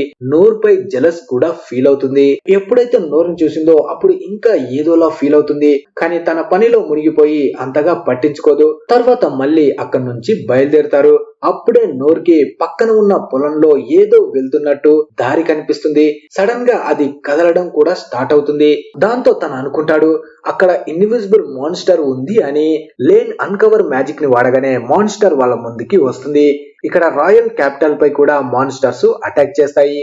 రాజు దగ్గరికి సైన్యం వచ్చి చెప్తుంది ఉన్నట్టుండి చాలా మాన్స్టర్స్ రాజ్యం పైకి వచ్చేసాయి, సైనికులు వాటిని ఆపడానికి ట్రై చేస్తున్నారు, కానీ మన దగ్గర ఎక్కువ సైన్యం లేదు అంటాడు. అప్పుడే రే అంటాడు ప్రజల్ని ఇక్కడ నుంచి దూరంగా తీసుకువెళ్ళండి, మన 6 మాస్టర్స్ ఎక్కడున్నారు అని. వాళ్ళు కూడా మాన్స్టర్స్ తో యుద్ధం చేస్తున్నారు. రాజ్యంలో ఒక్కొక్క ప్లేస్ లో ఒక్కొక్క రకమైన మాన్స్టర్స్ బయటకు వస్తాయి. మాస్టర్స్ వాటితో భయంకరంగా ఫైట్ చేస్తుంటారు. అలాగే చాలా మంది సైన్యం కూడా చనిపోతుంది. ఇక్కడ నోర్ దగ్గర ఉన్న మాన్స్టర్ తో ఒక కుర్రాడు కూడా కనిపిస్తాడు. తన పేరు రోలో. తను ఆ మాన్స్టర్ ని తీసుకొని ఎక్కడికో వెళ్తూ ఉంటాడు. రోలో నోర్ వాళ్ళని చూసి నేను వాళ్ళని చంపాలి అంటాడు. కానీ సడన్ గా లేన్ అన్కవర్ మ్యాజిక్ తో వాళ్ళ ఇన్విజిబుల్ షీల్డ్ పగిలిపోతుంది. అంతలో ఆ మాన్స్టర్స్ కి ఏదో అయ్యి రోలో పైనే అటాక్ చేస్తుంది. ఈనస్ ఆ మాన్స్టర్ ని చూసి ఇది బ్లాక్ డెత్ డ్రాగన్, ఇంత ప్రమాదకరమైన మాన్స్టర్ ఇక్కడికి ఎలా వచ్చింది అనుకుంటుంది. ఆ మాన్స్టర్ రోలోని చంపడానికి వెళ్తుంది. అంతలో నోర్ ఏమీ ఆలోచించకుండా ఆ కుర్రాన్ని కాపాడడానికి ఆ మాన్స్టర్ ముందుకు వచ్చి దాని అటాక్ ని ప్యారీ చేస్తాడు. దాంతో మాన్స్టర్ మళ్ళీ నోర్ పై అటాక్ చేస్తుంది. నోర్ దాని ప్రతి అటాక్ ని ప్యారీ చేస్తాడు. ఈనస్ లేన్తో అంటుంది, ఆ కుర్రాడు మామూలు వాడు కాదు, తను ఆ మాన్స్టర్ తో ఉన్నాడు అంటే తను ఒక డీమన్ జాతికి చెందినవాడే. రే కూడా ఇంతకు ముందు లేన్ కి చెప్పి ఉంటాడు, డీమన్స్ చూడ్డానికి మనుషుల్లాగే కనిపిస్తాయి కానీ వాళ్ళలో సపరేట్ పవర్ ఉంటుంది. దాంతో ఏ మాన్స్టర్ తో అయినా వాళ్ళు బాండ్ ని ఏర్పరచుకోగలరు. వాళ్ళు చెప్పినట్టు ఆ మాన్స్టర్స్ చేసేలా చేస్తారు. డీమన్స్ ఎప్పుడు మనుషులకి శత్రువులుగానే ఉన్నారు. 200 సంవత్సరాల క్రితం మిత్ర రాజ్యాన్ని డీమన్స్ మొత్తం నాశనం చేశాయి. ఆ తర్వాత నుంచి మనుషులు డీమన్స్ ని వేటాడటం మొదలు పెట్టారు. డీమన్స్ ని మొత్తం అంతం చేశారు. కానీ వీళ్ళకి ఇంకా డీమన్స్ ఎక్కడో దాక్కొని బతుకుతున్నాయన్న అనుమానం ఉంటుంది. వాటికి మనుషులపై పగ కూడా అలాగే ఉండి ఉంటుంది. ఈనస్ అంటుంది, ఈ మాన్స్టర్ ఒంటరిగా ఉండడానికి ట్రై చేస్తాయి, మనుషుల్లో అస్సలు కలవదు. కానీ ఈ డీమన్ కుర్రాడే కంట్రోల్ చేసి దీన్ని రాజ్యం వైపు తీసుకువచ్చాడు. కానీ లేన్ వాడిన అన్కవర్ స్పెల్ వల్ల వాళ్ళిద్దరి మధ్య బాండ్ పోయింది. అందుకే మాన్స్టర్ ఆ కుర్రాడిపై అటాక్ చేసింది. ఈనస్ కి అర్థం కాదు, నూరు ఒక డీమన్ కుర్రాడి ప్రాణాలు ఎందుకు కాపాడుతున్నాడు అని. ఇక్కడ నోర్ ఆ డ్రాగన్ ని పెద్ద మ్యాండాక్ అనుకుంటాడు. ఇది పెద్దగా పవర్ఫుల్ కాదు, స్పీడ్ గా కూడా మూవ్ అవ్వలేకపోతుంది. ఇంతకు ముందు చంపిన గోబ్లినే చాలా పవర్ఫుల్ గా ఉంది దీనికంటే అనుకుంటాడు. అప్పుడే ఆ మాన్స్టర్ నోట్లో నుంచి ప్రమాదకరమైన పాయిజన్ ని రిలీజ్ చేస్తుంది.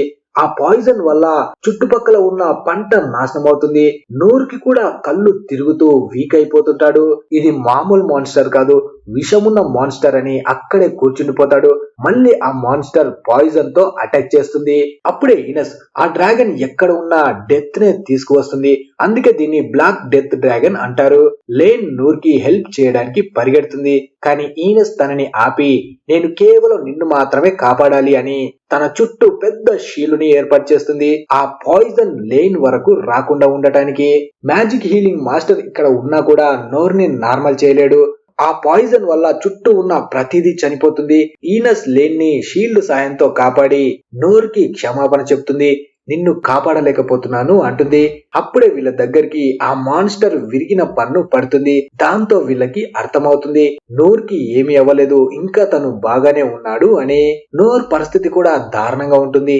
అయినా ఓటమిని ఒప్పుకోడు. ఇంకా ఆ మాన్స్టర్ తో ఫైట్ చేస్తాడు.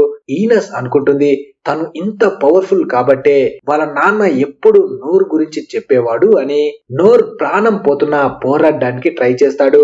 అప్పుడే ఆ మాన్స్టర్ నోర్ పై మళ్ళీ ఆ పాయిజన్ తో అటాక్ చేస్తుంది. దాంతో తను కింద పడిపోతాడు.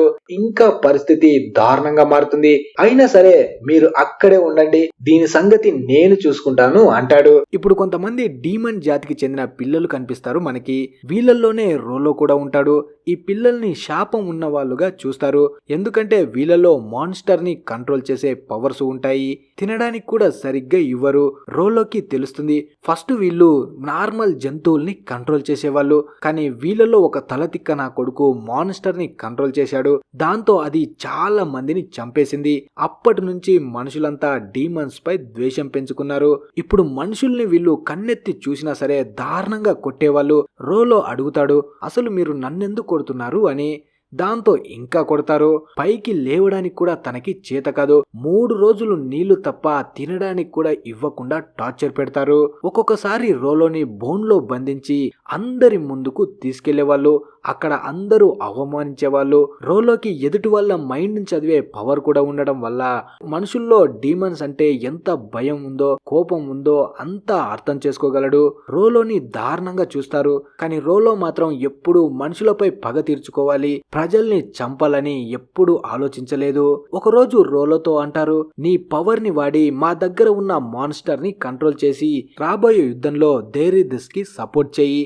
ఇలా చేస్తే ఇంకా ఎప్పుడు ఎవరు నిన్ను కొట్టరు, నీకు ఇష్టమున్న ఫుడ్ ని పెడతారు, నీకే కాదు నీతో పాటు ఉన్న డీమన్ పిల్లలందరికీ పెడతారు. కానీ నువ్వు కాదంటే మాత్రం రోజు తినే తన్నుల కంటే ఇంకా ఎక్కువ తంతారు, ఏంటి ఒప్పుకుంటావా అంటాడు. తనకి ఇవన్నీ చెప్పిన వ్యక్తి ఒక మ్యాజికల్ డివైస్ ని పెట్టుకుని ఉంటాడు. దాని కారణంగా తను నిజం చెప్తున్నాడు అబద్ధం చెప్తున్నాడా అని తన మనసుని చదవలేకపోతాడు రోలో. కానీ ఇప్పటి వరకు ఆ వ్యక్తి ఏ పని చేసినా ఖచ్చితంగా నిజమే చెప్తాడు. అందుకే రోలో ఒప్పందానికి ఒప్పుకుంటాడు. అలా ఆ బ్లాక్ డెత్ డ్రాగన్ ని తీసుకుని రాయల్ క్యాపిటల్ వైపు వస్తూ ఉంటాడు. ఇప్పుడు అందరినీ చంపేయాలనుకుంటాడు. కానీ లేన్ తన ఇన్విజిబుల్ షీల్డ్ ని పగలగొట్టడం వల్ల ఆ మాన్స్టర్ తో కంట్రోల్ పోయి ఆ డ్రాగనే రోలోపై అటాక్ చేస్తుంది. రోలో కూడా నా వల్ల తప్పైంది, నా వల్ల మిగతా వాళ్ళు శిక్ష అనుభవిస్తారు అనుకుంటాడు. ఆ డ్రాగన్ రోలోని చంపడానికి వస్తూ ఉంటుంది. అప్పుడే రోలో అనుకుంటాడు, ఇలాంటి నీచమైన జీవితం బతకడం కంటే చావడమే మంచిదని. అది చంపడానికి వస్తుంటే సంతోషంగా చావుని ఆహ్వానిస్తాడు. మళ్ళీ జన్మ అంటూ ఉంటే మంచిగా పుట్టాలి, ఒక్క పూటైనా సరే మంచి భోజనం దొరకాలి అని ఇవన్నీ అనుకుంటూ ఉంటాడు. అప్పుడే నోర్ తన దగ్గరికి వచ్చి రోలోని కాపాడి ఆ డ్రాగన్ తో పోరాడతాడు. రోలోకి ఏమీ అర్థం కాదు, ఇతను నన్నెందుకు కాపాడుతున్నాడు అని. ఆ డ్రాగన్ పాయిజన్ ని బయటికి వదులుతుంది. దీనివల్ల ఇద్దరి పరిస్థితి దారుణంగా మారుతుంది. నోర్ తన హీలింగ్ మ్యాజిక్ తో తనని కాపాడుకోకుండా రోలోని కాపాడతాడు. దానివల్ల రోలోపై పాయిజన్ పనిచేయదు. కానీ నోర్ పరిస్థితి కష్టంగా మారుతుంది. అయినా సరే నోర్ నేను మంచిగానే ఉన్నాను అంటాడు. ఇప్పుడు మనం నోర్ చిన్నప్పటి రోజుల్ని చూద్దాం. ఒకరోజు నోర్ కూర వండడానికి అడవిలోంచి ఆకుకూరలు తీసుకువస్తాడు. తనకి తెలియకుండానే విషం ఉన్న మొక్కని కూడా తీసుకువస్తాడు. అది తిన్న తర్వాత తన బాడీ మొత్తం విషం ఎక్కి చనిపోతుంటాడు. వెంటనే హీలింగ్ పవర్ ని తనపైనే వాడుకుంటాడు. మార్నింగ్ వరకు ప్రాణాలతో ఉంటాడు. అలాగే బుక్స్ లో కూడా వెతుకుతాడు. ఆ మొక్కని డ్రాగన్ రూయిన్ అంటారు. ప్రతిసారి ఆకుకూరలు తెచ్చేటప్పుడు వాళ్ళమ్మ దాన్ని తీసుకురావద్దని చెప్పేది. నోర్ బాడీ వీక్ అవుతూ ఉంటుంది. అలాగే ట్రైనింగ్ తీసుకోవడానికి వెళ్తాడు. లో హీలింగ్ పవర్ ని మళ్ళీ వాడటం వల్ల నార్మల్ గా అవుతాడు. తర్వాత రోజు మళ్ళీ ఆకుకూరలు తీసుకురావడానికి అడవికి వెళ్తాడు. అప్పుడే తన పిర్ర మీద పాము కాటేస్తుంది. దాన్ని చంపేస్తాడు. మనోడు అక్కడే కింద పడిపోతాడు. కొంతసేపటి తర్వాత తనకి ఏమీ అవ్వదు. ఇప్పుడు ఆ పాముని పట్టుకొని వండుకొని తింటాడు. చాలా రుచిగా అనిపిస్తుంది. తర్వాత రోజు మళ్ళీ పాముతో కనిపించుకుంటాడు. ఈరోజు కొంచెం పెయిన్ మాత్రమే వస్తుంది. నోర్ బాడీ విషానికి తట్టుకోగలుగుతుంది. అప్పటి నుంచి విషం ఉన్న జంతువుల్ని చెట్లని తినేవాడు. తనకి కొత్త స్కిల్ అయితే దొరకలేదు, కానీ విషం వల్ల తన బాడీని తట్టుకునేలా చేసుకుంటాడు. అలా విషం ఉన్న జంతువుల్ని తింటుంటే తనకి చాలా రుచిగా అనిపిస్తాయి. మళ్ళీ కథ ప్రజెంట్ కి వస్తే దీని కారణంగానే ఆ మాన్స్టర్ విషం వల్ల నోర్కి ఏమీ అవ్వదు. అప్పుడే తను అనుకుంటాడు, దీనిలో ఇంత విషం ఉందంటే తినడానికి ఇది ఇంకా ఎంత టేస్టీగా ఉంటుందో అని. ఆ డ్రాగన్ మళ్ళీ అటాక్ చేస్తుంది. నోర్ దాని పళ్ళు మొత్తం విరగొడతాడు. అప్పుడే మాన్స్టర్ దాని పవర్ఫుల్ అటాక్ చేయడానికి వెళ్తుంది. నోర్ వెంటనే కత్తితో దాని మొహంపై అటాక్ చేస్తాడు. దాంతో దాని మొహం పగిలి అక్కడే చనిపోతుంది. నోర్ అనుకుంటాడు, ఇది ఎంతో దారుణంగా ఉంది, ఇంత ప్రమాదకరమైన డ్రాగన్ ని సిటీ బయట ఉండటం ఏంటి, ఇప్పుడు దీన్ని తింటే ఎంత రుచిగా ఉంటుందో అనుకుంటాడు. అలా రోలో దగ్గరకు వచ్చి, నువ్వు బాగున్నావు కదా, అయినా ఒంటరిగా ఈ పొలంలో ఏం చేస్తున్నావు? అప్పుడు రోలో అంటాడు, నేనే ఆ మాన్స్టర్ ని ఇక్కడికి తీసుకువచ్చాను, దాన్ని సిటీలోకి తీసుకువెళ్లాలని ఒప్పుకున్నా. అది విని నోర్ ఆ మాన్స్టర్ ని తినడానికి సిటీలోకి తీసుకువెళ్తున్నాడేమో, ప్రాణాలతో తీసుకుపోతే దాని మాంసం రుచిగా ఉంటుంది, అందుకే ఎవ్వరు దాన్ని ఎత్తుకెళ్లకుండా ఇన్విజిబుల్ గా తీసుకువెళ్తున్నాడు అనుకుంటాడు. కానీ తన పనికి అడ్డుగా వచ్చి ఆ మాన్స్టర్ ని చంపినందుకు రోలోకి సారీ కూడా చెప్తాడు. అంత రుచిగా ఉండేదాన్ని చంపేశానని ఫీల్ అవుతాడు. నీకు నేను పైసలు కూడా ఇస్తాను, నువ్వేం బాధపడకు అంటాడు. దానికి రోలో, నాకు ఎలాంటి పైసలు వద్దు అంటే నోర్ అంటాడు, సర్లే అయినా ఇంత పెద్ద డ్రాగన్ ని నువ్వు ఒక్కడివే ఇక్కడికెలా తీసుకువచ్చావు అంటాడు. దానికి రోలో, నేను మాన్స్టర్ ని కంట్రోల్ చేస్తాను అంటాడు. రోలోకి అనిపిస్తుంది ఇప్పుడు నోర్ కూడా తనని తిడతాడు అని. అప్పుడే నోర్ అంటాడు, చూడ్డానికి పిల్లాడివే కానీ ఇంత పెద్ద మాన్స్టర్ ని కంట్రోల్ చేశావంటే నీలో చాలా దమ్ముంది అని. దానికి రోలో, ఇది ఒక శక్తి, ఇది నాకు పుట్టుకతో వచ్చింది, దీంతోనే నేను పెరిగాను అంటాడు. అప్పుడు నోరు, అరే ఇది ఇంకా గొప్ప విషయం, దేవుడు నీకు ఈ పవర్ ని గిఫ్ట్ గా ఇచ్చాడు. అప్పుడే రోలో ధైర్యం తెచ్చుకొని, నేను ఒక డీమన్ జాతికి చెందినవాడిని, మా జాతికి చెందిన వాళ్ళు మాన్స్టర్ ని కంట్రోల్ చేస్తారు. నోరు ఆశ్చర్యంగా, అవునా, డీమన్స్ అనే తెగకి ఇలాంటి పవర్ కూడా ఉంటుందా అని ఆలోచిస్తూ, నాతో ఇలాంటి పవర్ ఉంటే నేను ఏం చేసేవాడిని, అడవిలో ఉన్న జంతువుల్ని మచ్చిక చేసుకొని తన పనులు చేయించుకునేవాణ్ణి, పక్షుల్ని కంట్రోల్ చేసి లెటర్స్ పంపించేవాణ్ణి, రాత్రికి తోడెళ్ళని నా స్కాపలాగా పెట్టుకునేవాణ్ణి అనుకుంటాడు. రోలో అంటాడు, నేను డీమన్ జాతికి చెందినవాణ్ణి, నీకు భయం వేయడం లేదా, నన్ను ద్వేషించడం లేదా? దానికి నోర్, అసలు నువ్వు ఏం మాట్లాడుతున్నావు? రోలో మాత్రం చాలా మంది నాకున్న పవర్ ని దారుణంగా చూస్తారు అంటాడు. నోర్ మాత్రం, నువ్వు వాళ్ళ మాటల్ని నమ్మకు, నీకు ఉన్న పవర్ చాలా గ్రేట్, అది అవసరమైంది అంటాడు. ఆ మాట వినగానే రోలో ఏడుస్తాడు. మొట్టమొదటిసారి ఒకరు తనని మంచిగా చూశారు అని, నిజంగా నేను ఉపయోగపడతానా అంటాడు. నోర్ రోలో తలపై చేయి పెట్టి, నువ్వు చాలా ఉపయోగపడతావు, నాకంటే ఎక్కువ అంటాడు. అప్పుడే ఈనస్, లేన్ ఇద్దరు వాళ్ళ దగ్గరికి వస్తారు. లేన్ నోర్ని బాగు చేయాలి అనుకుంటుంది, కానీ నోర్ మాత్రం తను చాలా నార్మల్ గా ఆ విషయం నాకు ఏమీ అవ్వలేదు అంటాడు. లేన్ కి ఏమీ అర్థం కాదు, దాని విషయం చాలా ప్రమాదకరమైంది. ఒకరోజు మాస్టర్ సింగ్ ఆ పవర్ గురించి చెప్తాడు. ఆ పవర్ తను సొంతం చేసుకోవడానికి 40 ఏళ్లు కష్టపడ్డాను, కానీ నోర్ కి ఇంత చిన్న వయసులో ఆ పవర్ ఎలా సొంతం చేసుకున్నాడు అనుకుంటుంది.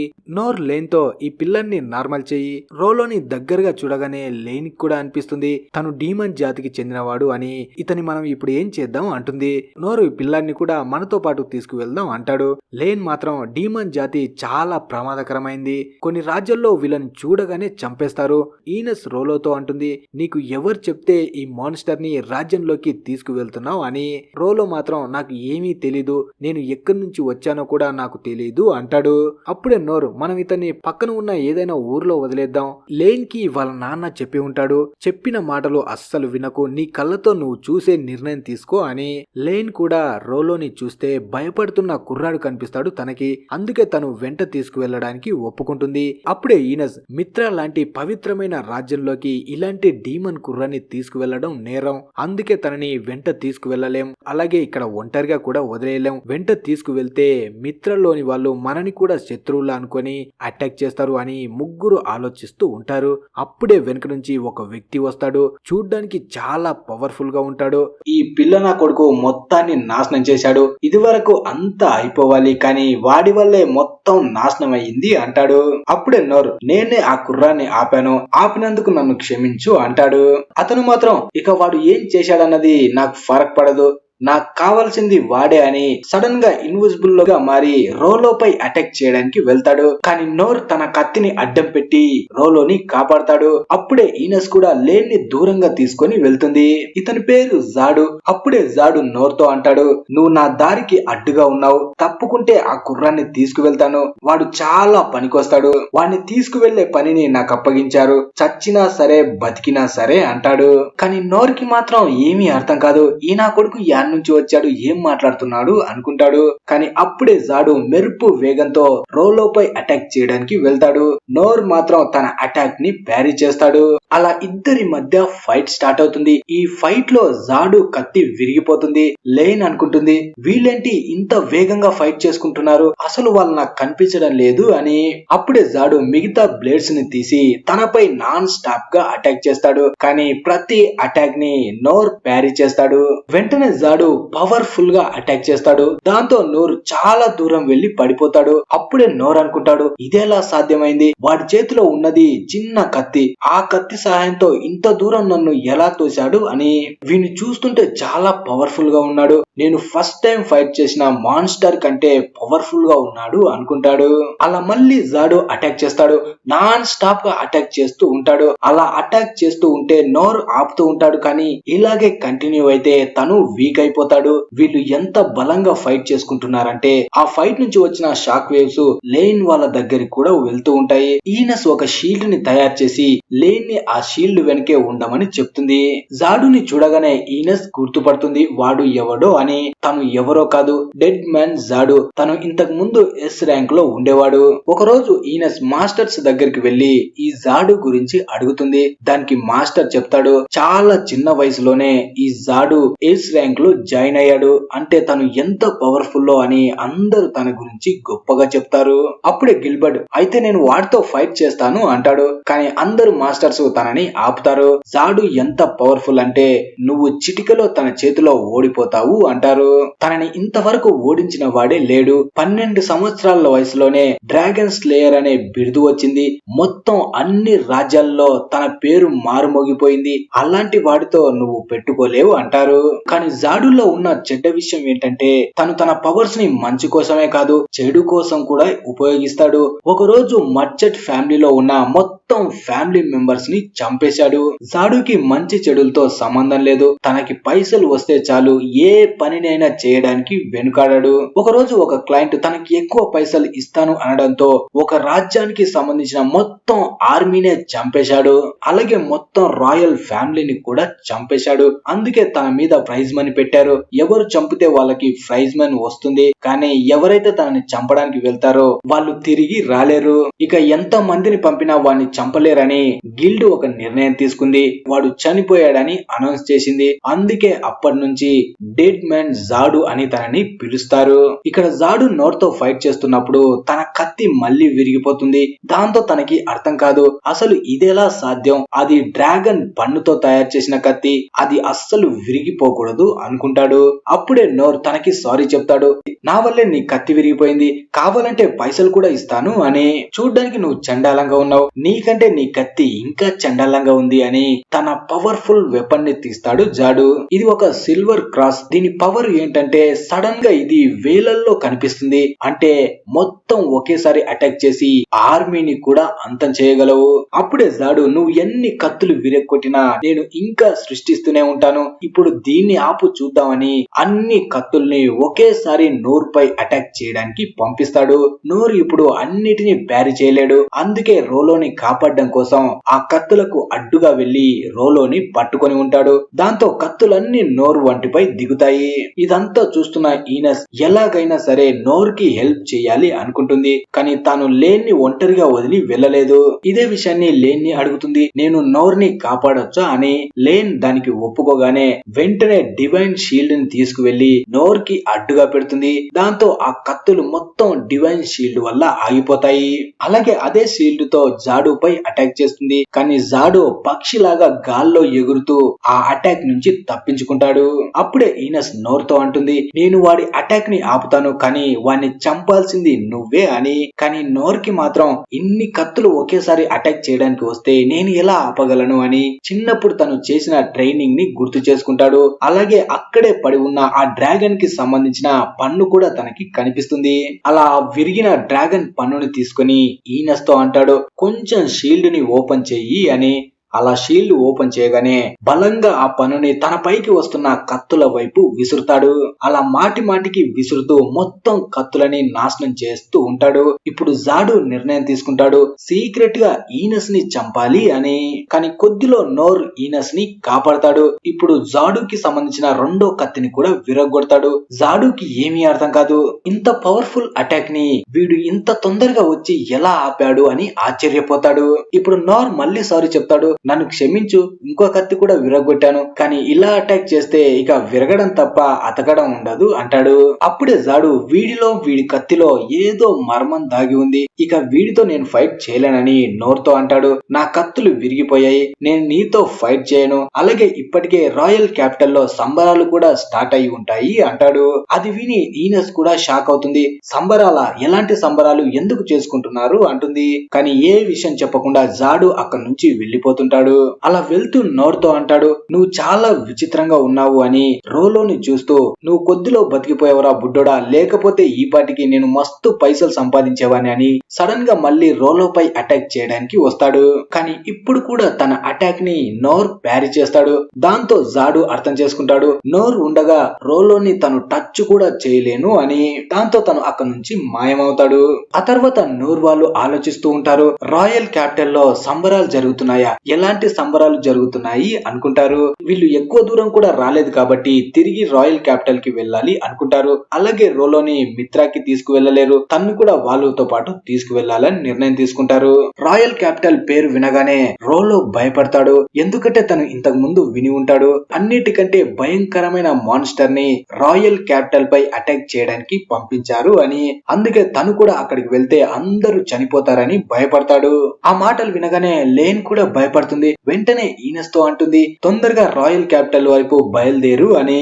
కానీ ఈనస్ మాత్రం, నీ బ్రదర్ నిన్ను సేఫ్ ప్లేస్ కి తీసుకువెళ్ళమని చెప్పాడు, తన మాట కాదని నిన్ను తిరిగి రాయల్ క్యాపిటల్ కి తీసుకువెళ్ళలేను అంటుంది. అప్పుడు లేన్, నేను ఒప్పుకుంటాను, నువ్వు నిజాయితీగా ఉన్నావు, కానీ యుద్ధం వస్తుందని వెన్ను చూపించి పారిపోవడం సరికాదు అంటుంది. దాంతో ఈనస్ కూడా తన మాటని ఒప్పుకొని అందరూ రాయల్ క్యాపిటల్ కి బయలుదేరతారు. అలాగే నోర్ రోలోని కూడా అడుగుతాడు, నువ్వు కూడా వస్తావా అని. దానికి రోలో కూడా, నేను కూడా వస్తాను, అక్కడ ఏదైనా చిన్న సహాయం అయినా మీకు చేయొచ్చు కదా అంటాడు. అదంతా చూసి లేన్ అనుకుంటుంది, నోర్ మనసు చాలా పెద్దది అని. నోర్ మాత్రం ఆ చచ్చిన డ్రాగన్ తిని ఉంటే ఎంత టేస్టీగా ఉండేదని ఆలోచిస్తూ ఉంటాడు. అలా అందరూ గుర్రపు బండిలో బయలుదేరుతారు. లేన్ మాత్రం రాయల్ క్యాపిటల్ గురించి ఆలోచిస్తూ ఉంటుంది. నోర్ మాత్రం అవేమీ పట్టించుకోకుండా రోలోతో కామెడీ చేస్తూ బయట ఉన్న అడవి గుర్రాలని చూపిస్తుంటాడు. తర్వాత మనకి రాయల్ క్యాపిటల్ లో ఉన్న రెయిన్ కనిపిస్తాడు. అప్పుడే తన దగ్గరికి సేనాధిపతి వచ్చి, మొత్తం ప్రజల్ని ఇక్కడ నుంచి సేఫ్ గా తీసుకువెళ్ళాం, అలాగే మన మాస్టర్స్ కూడా చాలా మాన్స్టర్స్ ని చంపేశారు, కానీ ఇప్పటి వరకు దేరీదస్ కి సంబంధించిన సేన మాత్రం మనకి కనిపించలేదు అంటాడు. రెయిన్ ఆలోచిస్తూ, వాళ్ళు మనం అలసిపోవాలని చూస్తున్నారేమో, ఖచ్చితంగా వాళ్ళు పెద్ద అటాక్ నే ప్లాన్ చేసి ఉంటారు, దాన్ని మనం ఎదుర్కోవడానికి సిద్ధంగా ఉండాలి అనుకుంటాడు. కానీ వాళ్ళు ఎక్కడి నుంచి అటాక్ చేస్తారో అని వీళ్ళకి అర్థం కాదు. 4 వైపులు చూస్తారు, కానీ ఎక్కడ ఆనవాళ్లు కూడా కనిపించవు. అప్పుడే రెయిన్ గాల్లోకి చూస్తే ఒక ఇన్విజిబుల్ సీల్డ్ గాల్లో తనకి కనిపిస్తుంది. వెంటనే తన అన్కవర్ మ్యాజిక్ ని వాడతాడు. దాంతో ఇన్విజిబుల్ లో ఉన్న పెద్ద బ్లాక్ డ్రాగన్ వాళ్ళకి కనిపిస్తుంది. ఆ డ్రాగన్ ని చూడగానే రెయిన్ భయపడతాడు. ఇది చాలా ప్రమాదకరమైన డ్రాగన్ అయి ఉంటుంది. నూర్ వాళ్ళు తిరిగి వాళ్ళ రాజ్యం దగ్గరికి వస్తారు. ఆ రాజ్యం పైన భయంకరమైన డ్రాగన్ ఎగరడాన్ని నూర్ చూస్తాడు. అలాగే లేన్ కూడా అనుకుంటుంది, ఇది మొత్తాన్ని నాశనం చేసే డ్రాగన్, ఇది రాజ్యం పైకి వచ్చింది అంటే ఇక మొత్తం నాశనమైనట్టే అనుకుంటుంది. ఈ డ్రాగన్ చూడ్డానికి కూడా చాలా పెద్దగా ఉంటుంది. రాయల్ క్యాపిటల్ లో ఉన్న అందరూ చాలా భయంగా దీన్ని చూస్తూ నిలబడిపోతారు. అప్పుడే రెయిన్ తో సేనాధిపతి అంటాడు, ఈ డ్రాగన్ ఈ సమయానికి నిద్రలో ఉండాలి కదా, అంటే శత్రు దేశం దీన్ని మేల్కొల్పి మన రాజ్యంపై అటాక్ చేయడానికి పంపించింది అంటాడు. అప్పుడే రెయిన్ సేనాధిపతికి ఆర్డర్ వేస్తాడు, రాజ్యంలో ఉన్న మొత్తం ప్రజల్ని ఇక్కడ నుంచి సేఫ్ గా బయటకు తీసుకువెళ్ళండి అని. అలాగే ఈ టైంలో వీళ్ళ రాజ్యంలో ఉన్న 6 మంది మాస్టర్స్ వేరే ప్లేస్ లో యుద్ధం చేస్తూ ఉంటారు. అప్పుడే గిల్బర్ట్ కూడా మహారాజు దగ్గరికి వెళ్లి, ఆ డ్రాగన్ మొత్తాన్ని నాశనం చేయబోతుంది, మీరు వెంటనే ఇక్కడ నుంచి వెళ్లిపోవాలి అంటాడు. కానీ మహారాజు మాత్రం, నువ్వు చాలా ధైర్యవంతమైన సోల్జర్వి, నువ్వు భయపడకూడదు, నువ్వు వెళ్లి ప్రజల ప్రాణాల్ని కాపాడు, నేను ఇక్కడే ఉండి ఆ డ్రాగన్ తో ఫైట్ చేస్తాను అంటాడు. ఇక్కడ దూరం నుంచి లేన్ ఇంకా నూరు వాళ్ళు మొత్తం చూస్తుంటారు. లేన్ చాలా బాధపడుతుంది. తన బ్రదర్ ని వాళ్ళ నాన్నని తలుచుకొని, వాళ్ళ నాన్న ఎట్టి పరిస్థితుల్లో రాజ్యాన్ని వదిలి బయటికి వెళ్ళడు, తను అక్కడే ఉండాలనుకుంటాడు అని. నూర్ కూడా ఫస్ట్ టైం డ్రాగన్ ని చూస్తూ, నేను దీంతో ఫైట్ చేస్తాననుకుంటా, ఒకసారి నువ్వు విండ్ బ్లాస్ట్ ని వాడు, ఎలాగైతే గోబ్లిన్ పై అటాక్ చేయడానికి వెళ్ళాడో అలా డ్రాగన్ పైకి వెళ్లి దాన్ని చంపేస్తాను అంటాడు. ఇప్పుడు లేన్ కూడా నోర్ పై నమ్మకం ఉంటుంది, అందుకే తను విండ్ బ్లాస్ట్ చేయడానికి ఒప్పుకుంటుంది. తర్వాత ఇక్కడ మహారాజ్ అనుకుంటాడు, ఆ డంజన్ ని దక్కించుకోవడం కోసం శత్రు దేశం ఇంతకు తెగిస్తుంది అనుకోలేదు. నిజానికి దేరీదస్ అనుకునేది ఏంటంటే, ఆ డంజన్ వీళ్ళ దగ్గర ఉండి ఏమీ ఉపయోగం లేదు, మా దగ్గరికి వస్తే మా ఆర్మీని పెంచుకుంటాం, ఆ పవర్ తో మొత్తం అన్ని రాజ్యాలని పాలించాలి అనుకుంటారు. కానీ మహారాజ్ మాత్రం అత్యాశకు పోకుండా జీవించాలి అనుకుంటాడు. అప్పుడే దేరీదస్ కింగ్, అందుకే నువ్వు ఇలా చిన్న రాజ్యానికి రాజుగా ఉండిపోయావు, అదే నా దగ్గర ఆ డంజన్ ఉంటే మొత్తం అన్ని దేశాలని పాలించేవాడిని అంటాడు. కానీ మరీ ఇంతలా డ్రాగన్ తో అటాక్ చేయిస్తారని మహారాజు ఎప్పుడు ఊహించాడు. ఇప్పుడు తను రాజమహల్ పై నిలబడి ఉంటాడు, తన ఎదురుగా డ్రాగన్ వస్తుంది, తనకి భయం ఉండదు, కాకపోతే తన కూతురు గురించే ఆలోచిస్తుంటాడు. తను ఎక్కడ ఉంది, క్షేమంగా ఉందా లేదా అని ఆలోచిస్తాడు. ఇప్పుడు మహారాజు మనసులో ఒక్కటే ఆలోచన ఉంటుంది, నేను మహారాజుగా ఉండాలని ఎప్పుడు అనుకోలేదు, సైన్యంలో ఉంటూ ఎప్పుడు యుద్ధంలోనే పాల్గొనాలి అనుకున్నాను, ఇన్ని రోజులు నా మాట విని నన్ను రాజులా చూసినందుకు ప్రజలందరికీ ధన్యవాదాలు చెప్తాడు. అలాగే ఆ డ్రాగన్ ని, నేనైతే ఈ డ్రాగన్ ని చంపలేను, కానీ ఖచ్చితంగా ఒక కన్ను తీసేసి దీన్ని గుడ్డిదాన్ని మాత్రం చేయగలను అనుకుంటాడు. ఇక్కడ ఈనస్, డివైన్ డివైన్ షీల్డ్ ని ఒక రౌండ్ ఆకారంలో ఏర్పాటు చేసి అందులో లేన్ వచ్చి విండ్ బ్లాస్ట్ ని చేయమంటుంది. ఈ విండ్ బ్లాస్ట్ ఇంతకు ముందు దానికంటే చాలా పవర్ఫుల్ గా ఉంటుంది. అలా దాని ఎదురుగా నోర్ వచ్చి నిలబడగానే లేన్ విండ్ బ్లాస్ట్ ని ఉపయోగిస్తుంది. ఇప్పుడు నోర్ 1000 రెట్ల స్పీడ్ తో రాయల్ క్యాపిటల్ వైపు వస్తూ ఉంటాడు. ఇక్కడ డ్రాగన్ తన పవర్ఫుల్ అటాక్ తో మహారాజుపై అటాక్ చేయబోతూ ఉంటుంది. మహారాజుకి తిరిగి అటాక్ చేసే ఛాన్స్ కూడా ఉండదు. అయినా సరే ఓటమిని ఒప్పుకోకుండా తన గోల్డెన్ నైఫ్ ని బయటికి తీసి దానిపై అటాక్ చేస్తూ ఇప్పుడు నీకు అర్థమవుతుంది మా మనుషులు ఎంత మొండి వాళ్ళో అంటాడు. ఆ గోల్డెన్ కత్తిని చూసి మాస్టర్స్ అనుకుంటారు ఆ కత్తి చాలా పవర్ఫుల్, దాంతో అటాక్ చేస్తే పెద్దగా బ్లాస్ట్ అవుతుంది, ఆ బ్లాస్ట్ వల్ల మహారాజు కూడా చనిపోవచ్చు అనుకుంటారు. అలాగే అందరికీ అర్థమవుతుంది మహారాజు తన ప్రాణాలను అర్పించైనా సరే ఈ డ్రాగన్ ని అంతం చేయాలనుకుంటున్నాడు అని. అలా మహారాజు అటాక్ చేయబోతూ ఉండగా మధ్యలో నోర్ వచ్చి తన కత్తితో ఆ డ్రాగన్ అటాక్ ని ప్యారీ చేస్తాడు. దాంతో ఆ డ్రాగన్ పవర్ఫుల్ అటాక్ మహారాజు మీదకి కాకుండా ఆకాశంలోకి వెళ్తుంది. నోర్ అటాక్ ఎంత పవర్ఫుల్ గా ఉంటుంది అంటే ఆ డ్రాగన్ అక్కడే కింద పడుతుంది. అలాగే ఈ డ్రాగన్ కి ఆలోచించే శక్తి కూడా ఉంటుంది. అందుకే తను అనుకుంటుంది అసలు ఇక్కడ ఏం జరిగింది, నాకు ఏమైంది అని. అలా తను మళ్ళీ వెనక్కి తిరిగి చూస్తే తన ముందు నోర్ నిలబడి ఉంటాడు. ఏంటి ఈ పిల్ల నా కొడుకు నా మీద అటాక్ చేశాడా అని తన మీద తోకతో అటాక్ చేస్తూ ఉంటుంది. కానీ నోర్ అటాక్ ని ప్యారీ చేస్తాడు. అప్పుడు డ్రాగన్ తిరగబడిపోతుంది. అలాగే నోర్ తన మనసులో అనుకుంటారు ఆ పిల్ల ఇంత స్పీడ్ గా విండ్ బ్లాస్ట్ ని వాడిందేంటి, ఈ రోజు వెంటుక వాసలో తప్పించుకున్నాను, అయినా ఈ డ్రాగన్ ఇంత పెద్దగా ఉంది, నా ఒక్క దెబ్బకి పడిపోయింది ఏంటి అనుకుంటాడు.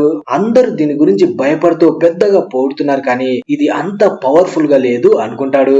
ఇప్పుడు ఈనస్ ఇంకా లేన్ కూడా గుర్రాలపై కూర్చొని రాయల్ క్యాపిటల్ లోకి వస్తారు. వాళ్ళు ఎలాగైనా సరే మహారాజును వెతికి ఇక్కడ నుంచి సేఫ్ గా తీసుకుపోవాలి అనుకుంటారు. కానీ అంతలో ఒక పెద్ద రాయి వచ్చి వీళ్ళపై పడుతుంది. దాంతో వీళ్ళు ముగ్గురు గుర్రాలపై నుంచి కింద పడతారు. అప్పుడే ఈనస్ ఒక షీల్డ్ ని ఏర్పాటు చేసి ఎవరు ఈ అటాక్ చేసిందని చూస్తే వీళ్ళపై అటాక్ చేసింది గోబ్లిన్ లీడర్స్ అయి ఉంటారు. వాళ్ళ నుదుటి మీద ఆ ఎర్రని డైమండ్ ఆకారం ఉంటుంది. అది ఉండడం వల్ల వీళ్ళు చాలా పవర్ఫుల్. ఇప్పుడు ఒక్కటి రాకుండా 3 వస్తాయి. అవి ముందు దానికంటే చాలా పెద్దగా ఉంటాయి. అప్పుడే లేన్ ఆలోచిస్తుంది మనం పారిపోవడం కాదు నోర్లా ఆలోచించడం నేర్చుకోవాలి అని.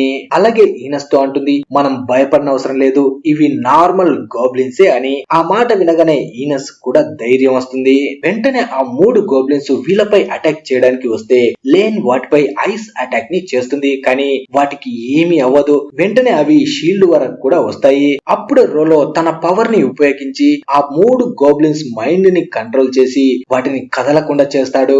అప్పుడే మళ్ళీ లేన్ తన ఐస్ అటాక్ తో వాటిని అక్కడే ఫ్రీజ్ చేస్తుంది. వెంటనే ఈనస్ తన డివైన్ కత్తిని బయటికి తీసి ఆ 3టిని ముక్కలు ముక్కలుగా నరికేస్తుంది. అప్పుడే లేన్ అనుకుంటుంది ఈనస్ డివైన్ షీల్డ్ ని ఒక్కటే వాడతాదని అందరు అనుకుంటారు కానీ తను డివైన్ కత్తిని కూడా వాడగలదు అనుకుంటుంది. అలాగే డీమన్ జాతి కూడా చాలా పవర్ఫుల్. రోలో ఒక్క చూపుతో ఆ 3 గాబ్లిన్స్ ని కంట్రోల్ చేశాడు, తనకి కూడా చాలా పవర్ ఉంది అనుకుంటుంది. లేన్ అంటుంది మనం వెంటనే మహారాజ్ దగ్గరికి వెళ్ళాలి అని. ఇక్కడ నోర్ పై ఆ డ్రాగన్ మాటి మాటికి అటాక్ చేస్తూ ఉంటుంది. కానీ నోర్ మాత్రం చాలా తేలిగ్గా దాని అటాక్స్ ని మొత్తం ప్యారీ చేస్తాడు. డ్రాగన్ కి ఏమీ అర్థం కాదు, నా పంజా పవర్ పడితే ఎవడైనా చావాల్సిందే, వీడికేంటి చిన్న గాయం కూడా అవ్వట్లేదు, పైగా నాకే గాయాలవుతున్నాయి అనుకుంటుంది. నోర్ కూడా తన కత్తిని చూస్తూ అరే ఈ కత్తి చాలా బాగుందే, దీని మీద ఒక్క గీత కూడా పడ్డం లేదు, దీని రహస్యం ఏంటబ్బా, అయినా రహస్యంతో పనే ఉందిలే, నాకు ఉపయోగపడుతుంది కదా చాలు అనుకుంటాడు. మళ్ళీ డ్రాగన్ పై దారుణంగా అటాక్ చేసి దాని ఒక పన్నును కూడా విరగొడతాడు. దాంతో ఆ పవర్ఫుల్ డ్రాగన్ కూడా నోర్ ముందు ఓటమిని ఒప్పుకొని అక్కడే కూర్చుండిపోతుంది. అప్పుడే లేన్ వాళ్ళు నోర్ దగ్గరికి వస్తారు. లేన్ తనతో అంటుంది నీకేం అవ్వలేదు కదా అని. కానీ మనోడు మాత్రం నాకేమవుతుంది, నేను పర్ఫెక్ట్ గా ఉన్నాను అంటాడు. అలాగే తన మనసులో అనుకుంటాడు రోలో ఆ డ్రాగన్ ని కంట్రోల్ చేసి దాన్ని కూల్ చేశాడేమో, అందుకే అది ప్రశాంతంగా అటాక్ చేయకుండా ఉండిపోయింది అని. కానీ రోలో మాత్రం అబ్బెబ్బే నేనేం చేయలేదు అంటాడు. అయినా నోర్ మాత్రం రోలోకి చాలా పవర్స్ ఉన్నాయి కానీ అందరి ముందు బయట పెట్టడం లేదు అనుకుంటాడు. అప్పుడే నోర్ రోలోతో అంటాడు ఈ డ్రాగన్ మైండ్ ని కంట్రోల్ చేసి ఇది ఎక్కడి నుంచి వచ్చిందో తిరిగి అక్కడికే వెళ్ళమని చెప్పు అని. కానీ ఈనస్ మాత్రం ఏంది నువ్వు మాట్లాడేది, ఇది చాలా ప్రమాదకరమైంది, దీన్ని ఇక్కడే చంపేయాలి అంటుంది. కానీ నోర్ మాత్రం అది ప్రమాదకరమైందని నాకు తెలుసు, కానీ నేను ఇప్పుడు దాన్ని చంపాలనుకోవడం లేదు. ఆ మాటకి లేన్ కూడా ఒప్పుకుంటుంది. అలాగే రోలోతో అంటుంది, నువ్వు ఈ డ్రాగన్ ని కంట్రోల్ చేయగలవా అని. రోలో ఇది చాలా పెద్దగా ఉంది, అయినా ఒకసారి ట్రై చేస్తాను అంటాడు. నోర్ మాత్రం తన చెవి దగ్గరికి వెళ్లి, ఇక్కడ నీ పవర్ మొత్తాన్ని ఉపయోగించవచ్చు, ఎవ్వరు భయపడరు అంటాడు. అలా రోలో దాన్ని కంట్రోల్ చేస్తూ అంటాడు, నువ్వు వెంటనే ఇక్కడ నుంచి వెళ్ళిపో అని. కానీ ఆ డ్రాగన్ అంటుంది, నేను నా మాస్టర్ మాట మాత్రమే వింటాను అని. ఇప్పుడు నోర్ ని తన మాస్టర్ అనుకుంటుంది ఆ డ్రాగన్. కానీ నోర్ మాత్రం ఆ మాస్టర్ అనేది రోలోనేమో అనుకొని, నువ్వు చెప్పు వెంటనే దీన్ని ఎక్కడి నుంచి వచ్చిందో అక్కడికి వెళ్ళమను, అస్సలు మనుషులకి ఏ ప్రమాదం చేయకూడదు అంటాడు. దాంతో ఆ డ్రాగన్ నోరే ఆ మాట చెప్తున్నాడు కాబట్టి తన మాస్టర్ మాట విని అక్కడి నుంచి వెళ్ళిపోతుంది. కానీ అలా ఆ డ్రాగన్ వెళ్తున్నప్పుడే వెనుక నుంచి ఒక లేజర్ బీమ్ వచ్చి తగులుతుంది. దాంతో అది అక్కడే కింద పడి గాయపడుతుంది. ఈ పని చేసింది దేరిదస్ కింగ్ అయి ఉంటాడు. తను ఆ డ్రాగన్ పై పూర్తి నమ్మకం పెడతాడు, రాయల్ క్యాపిటల్ ని నాశనం చెయ్యాలి అని. కానీ అది వాళ్ళకి లొంగిపోయి వెనక్కి వెళ్లడం చూసి తను ఓటమిని ఒప్పుకోలేక ఆ డ్రాగన్ పై అటాక్ చేస్తాడు. రాయల్ క్యాపిటల్ కి దగ్గరలోనే దేరిదస్ మొత్తం సైన్యం ఉంటుంది. వాళ్ళ చేతిలో మ్యాజిక్ షీల్డ్ అలాగే మ్యాజిక్ కత్తి ఉంటాయి. వీళ్ళ ప్లాన్ ఏంటంటే, ఒక్కసారి ఆ డ్రాగన్ రాయల్ క్యాపిటల్ పై అటాక్ చేయగానే వీళ్ళు వెంటనే వీళ్ళ సైన్యంతో లోపలికి వెళ్ళాలి అనుకుంటారు. అలాగే వీళ్ళ సోల్జర్స్ అల్టిమేట్ సూట్లు కూడా వేసుకుంటారు. దీనివల్ల వీళ్ళకి ఏమీ అవ్వదు. అలాగే ఈ దేరిదస్ తో 4 ప్రమాదకరమైన మానా వెపన్స్ ఉంటాయి. వాటి సహాయంతోనే లేజర్ ని రిలీజ్ చేసి డ్రాగన్ పై అటాక్ చేసింది. అలాగే దేరిదస్ సేనాధిపతి కింగ్ తో అంటాడు, ఈ యుద్ధం వల్ల మన రాజ్యానికి ఎలాంటి ఉపయోగం ఉండదు, అందుకే మనం ఒకసారి ఆలోచించుకోవాలి అని. కానీ ఆ మాట వినగానే కింగ్ కి పిచ్చ కోపం వస్తుంది. వాడి మొహం మీద వెళ్లి తంతాడు. నిజానికి కింగ్ దృష్టిలో ఉన్నది ఏంటంటే, వాళ్ళ రాజ్యంలో చాలా మ్యాజికల్ టెక్నాలజీ ఉంది, దాని ద్వారా అన్ని రాజ్యాల్ని ఓడించొచ్చు, ఎవ్వరు కన్నెత్తి రాజ్యం వైపు చూడకూడదు అనుకుంటాడు. అయినా ఈ నా కొడుకుల వల్ల ఏమీ చేత కాదు, లోపల డంజన్ ని పెట్టుకుని చేతులు పిసుక్కుంటూ రాజ్యంలో కూర్చున్నారు. ఈ నా కొడుకులతో డంజన్ ఉంటే ఏమీ ఉపయోగపడదు, అందుకే రాజ్యంపై అటాక్ చేసి నేనే వీళ్ళకి మేలు చేశాను అంటాడు. ఇప్పుడు నోర్ ఇంకా రోలో ఇద్దరు ఆ డ్రాగన్ దగ్గరికి వస్తారు. అది చచ్చిందో బతికిందో వీళ్ళకి అర్థం కాదు. అప్పుడే లేన్ దేరిదస్ సైన్యాన్ని చూపెడుతుంది. దేరిదస్ అటాక్ చేయడానికి సిద్ధంగా ఉంటాడు. అలాగే తను ఇప్పుడు దూరం నుంచి ఈనస్ ని రాజకుమారి లేన్ ని చూస్తాడు. ఈనస్ గురించి చాలా విషయాలు విని ఉంటాడు. అందుకే తను అనుకుంటాడు, ఇప్పటి వరకు ఈ రాజ్యాన్ని కాపాడుతూ వచ్చింది ఈనస్సే అని. అప్పుడే కింగ్ లేజర్ బీమ్ తో ఈనస్ పై అటాక్ చేయాలి అనుకుంటాడు. తన దగ్గర డివైన్ షీల్డ్ ఉంది, అయినా సరే ఈ అటాక్ ని అస్సలు తట్టుకోలేదు అనుకుంటాడు. సైన్యం కూడా ఈనస్ కి ఆ క్యానన్స్ ని గురిపెట్టి లేజర్ అటాక్ ని చేస్తారు. అలా ఈనస్ కి తగలబోతుంది అనగా అడ్డుగా నోర్ వచ్చి ఆ అటాక్ ని కూడా ప్యారీ చేస్తాడు. అది చూసి దేరిదస్ కి బుర్ర పాడవుతుంది. అసలు ఈ అటాక్ ఎందుకు తగలేదు, మిస్ అయింది అనుకుంటా, మళ్ళీ ఫైర్ చేయండి అంటాడు. కానీ ఇక్కడ నోర్ మాత్రం ఈ లేజర్ బీమ్స్ ఎక్కడి నుంచి వస్తున్నాయో అర్థం కాదు. అప్పుడే ఈనస్ నోర్ తో అంటుంది, ఇది మొత్తం చేస్తుంది శత్రు దేశం, వాళ్ళతో 10,000కు పైగా సైన్యం ఉంది, వాళ్ళందరూ చాలా యోధులు, వాళ్ళు ఇప్పుడు మొత్తం మన రాజ్యాన్ని లేకుండా చేయాలనుకుంటున్నారు అంటుంది.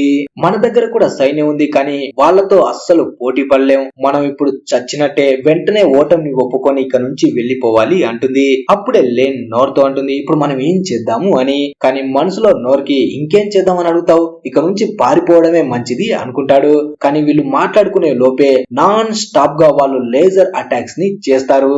అప్పుడే ఈనస్ డివైన్ షీల్డ్ తో ఆ అటాక్ ని ఆపడానికి ట్రై చేస్తుంది. ఇక్కడ కింగ్ తన సైన్యంతో ఇంకా ఎంతసేపు ఆటలాడతారు, తొందరగా వాళ్ళందరినీ చంపేయండి అంటాడు. అలా ఒక్కసారిగా సైన్యం ముందుకు వస్తూ ఉంటుంది. దాంతో నోర్ అనుకుంటాడు, ఇలా వీళ్ళకి అటాక్ చేస్తే వీళ్ళ నుంచి తప్పించుకోలేము, నేను ఎలాగైనా సరే ఆ సైన్యం దృష్టి మళ్లించాలి, అప్పుడే లేని వాళ్ళు తప్పించుకొని వెళ్లిపోతారు, నేను ఎదురుగా వెళ్లి వాళ్ళతో ఫైట్ చేయలేను, కాకపోతే నేను పారిపోవడంలో తోపుని అనుకుంటాడు. చిన్నప్పుడు తను అడవిలోకి వెళ్ళినప్పుడు తన వెంట తేనెటీగలు పడతాయి, వాటి నుంచి స్పీడ్ గా తప్పించుకుంటాడు. ఇప్పుడు అలాగే చేయాలి, నేను ఆ సైన్యం దృష్టి మళ్లించాలి, నాపై విండ్ బ్లాస్ట్ ని వాడు అని లేన్ కి చెప్తాడు. లేన్ కూడా వెంటనే ఒప్పుకొని చాలా స్పీడ్ గా బ్లాస్ట్ చేయడానికి వెళ్తుంది. నోర్ మాత్రం మనసులో, నేను పారిపోవడానికి వెళ్తున్నాను, ఏదో యుద్ధం చేయడానికి వెళ్తున్నట్టు అంత ధైర్యంతో బ్లాస్ట్ చేయడానికి వచ్చావేంటి అనుకుంటాడు. అప్పుడే అల్ట్రా క్యానన్ అటాక్స్ కూడా చేస్తారు. అదే టైంలో లేన్ విండ్ బ్లాస్ట్ ని వాడగానే చాలా స్పీడ్ గా నోర్ ముందుకు వెళ్తూ ఉంటాడు. తను ఎంత స్పీడ్ గా వెళ్తుంటాడంటే దారిలో వచ్చిన మొత్తం మొత్తం లేజర్స్ ని బ్యారీ చేస్తాడు. అలాగే వేల మంది చేతిలో ఉన్న కత్తుల్ని, వాళ్ళ చేతిలో ఉన్న షీల్డ్స్ ని అన్ని బ్యారీ చేస్తూ గాల్లో ఎగిరేస్తాడు. నిజానికి నోర్ ఆ సైన్యాన్ని చంపాలనుకోడు. వాళ్ళ చేతిలో ఉన్న కత్తులు లాక్కొని వాళ్ళని టైం వేస్ట్ చేస్తే ఆ టైంలో లేని వాళ్ళు అందరూ తప్పించుకొని పారిపోతారని వాళ్ళతో చిన్న ఆట ఆడుతూ ఉంటాడు. దేరిదాస్ కింగ్ ఇదంతా చూస్తూ చాలా ఆశ్చర్యపోతాడు. వాళ్ళ సైనికుల కత్తులు, షీల్డ్స్ అన్ని గాల్లో ఎగురుతూ ఉంటాయి. అసలు అక్కడ ఏం జరుగుతుంది అనుకుంటాడు. అప్పుడే నోర్ మొత్తం సైన్యాన్ని దాటుకుంటూ దేరిదాస్ దగ్గరికి వస్తాడు.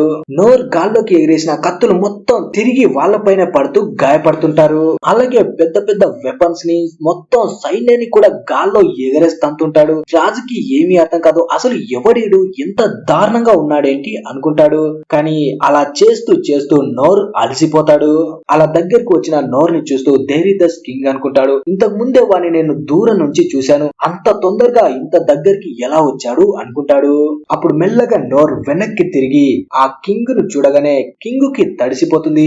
నేనే రాజాని వీడికి తెలిసిపోయిందా ఏంటి అనుకుంటాడు. అలా అంత దారుణంగా ఫైట్ చేసి నడుచుకుంటూ వస్తున్న నోర్ ని చూస్తే తను ఒక డీమన్ లాగా కనిపిస్తాడు. తనను చూసి కింగ్ చాలా భయపడతాడు. నాతో మ్యాజిక్ షీల్డ్ ఉంది, అలాగే మ్యాజిక్ కత్తి ఉంది, వాడితో ఫైట్ చేయాలి అని ఫైట్ చేయడానికి రెడీగా ఉంటాడు. కానీ నోర్ మాత్రం చాలా స్పీడ్ గా అక్కడి నుంచి వెళ్లి ఆ అల్ట్రా క్యానన్స్ ని కూడా గాల్లో ఎగిరేస్తాడు.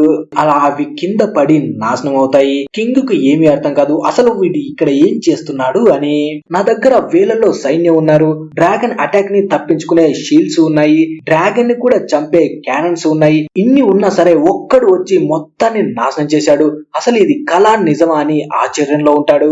అప్పుడే నోర్ కింద పడ్డ కింగ్ దగ్గరికి వస్తాడు. కింగ్ తన చేతిలో ఉన్న కత్తిని చూసి గుర్తు చేసుకుంటాడు. ఈ కత్తిని ఇంతకు ముందు రాయల్ క్యాపిటల్ లో మహారాజ్ తో మీటింగ్ కి వెళ్ళినప్పుడు అదే గదిలో చూసి ఉంటాడు.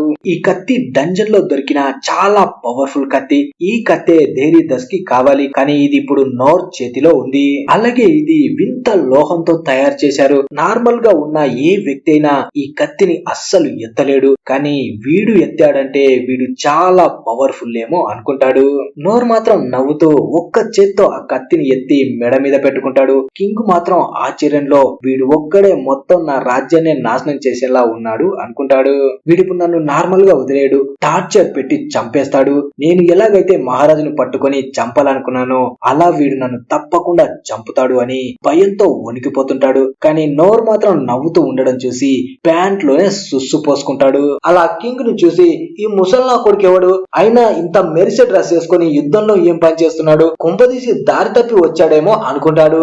అప్పుడే నోర్ ఆకాశంలోకి చూస్తే ఇంతకు ముందు తను సైన్యానికి సంబంధించిన ఆయుధాలని ప్యారీ చేసి ఆకాశంలోకి ఎగిరేస్తాడు కదా, అవి మొత్తం మళ్ళీ కిందకు వస్తూ ఉంటాయి. వెంటనే మళ్ళీ వెళ్లి వాటిని మళ్ళీ గాల్లోకి ఎగరేస్తాడు. ఎందుకంటే అవి సైన్యం చేతిలోకి వస్తే తన మీద యుద్ధానికి వస్తారు అని.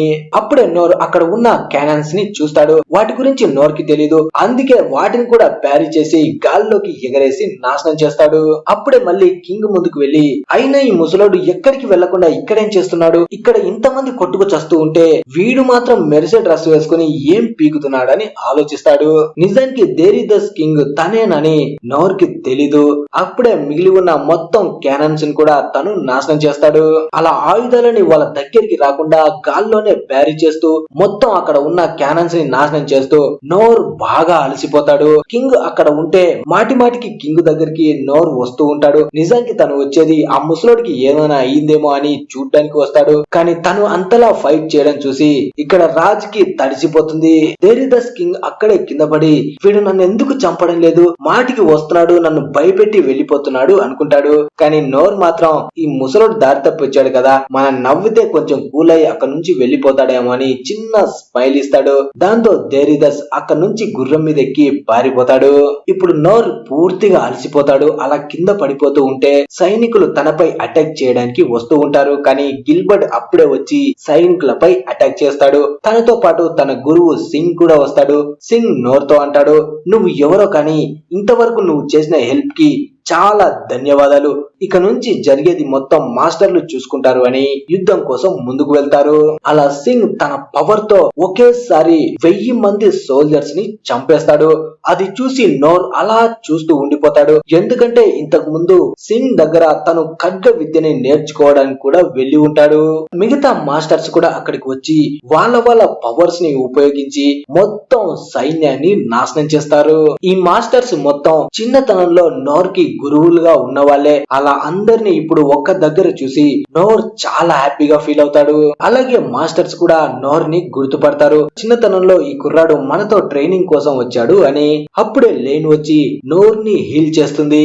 అలా నోర్ నార్మల్ అవుతాడు. కానీ తనకి బాగా ఆకలి వేస్తూ ఉంటుంది.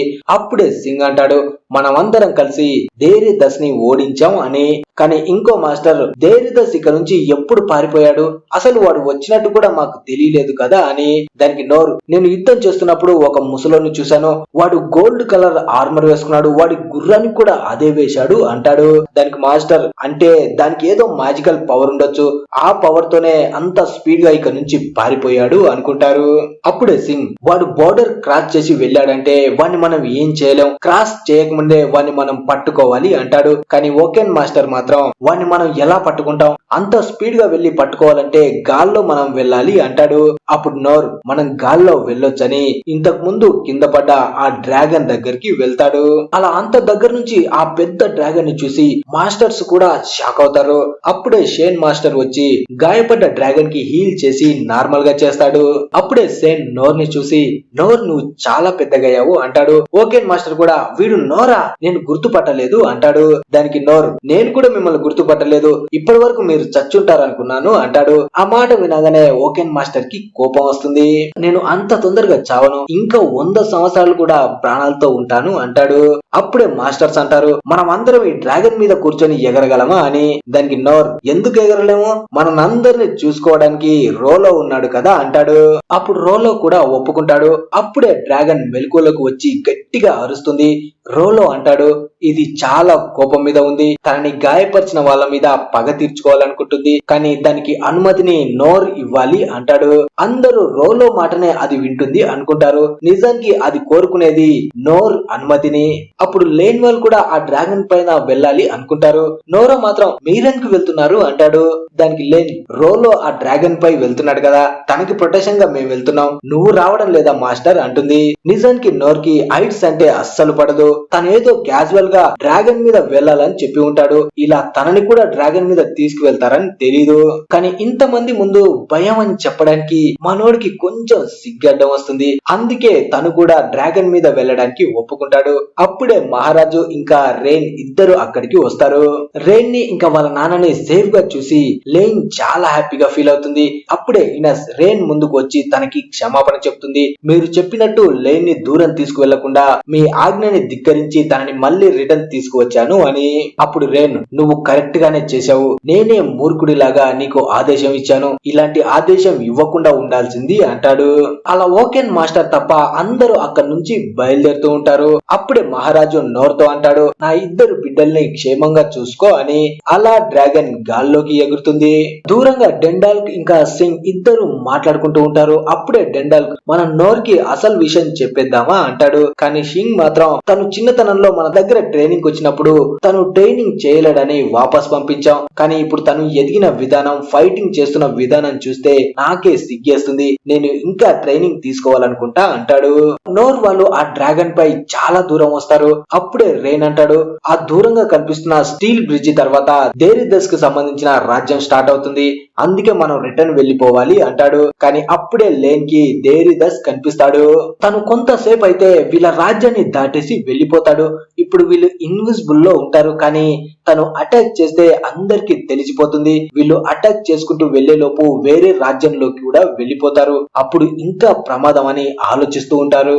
రెయిన్ మాత్రం, వాణ్ణి ఇప్పుడు మనం వదిలేసామంటే తర్వాత మళ్ళీ అటాక్ చేయడానికి వస్తాడు, ఈసారి పకడ్బందీగా అటాక్ చేస్తే వాణ్ణి మనం తట్టుకోలేం, మనం పూర్తిగా నాశనం అయిపోతాం, అందుకే వాణ్ణి ఇప్పుడే నాశనం చేయాలి అంటాడు.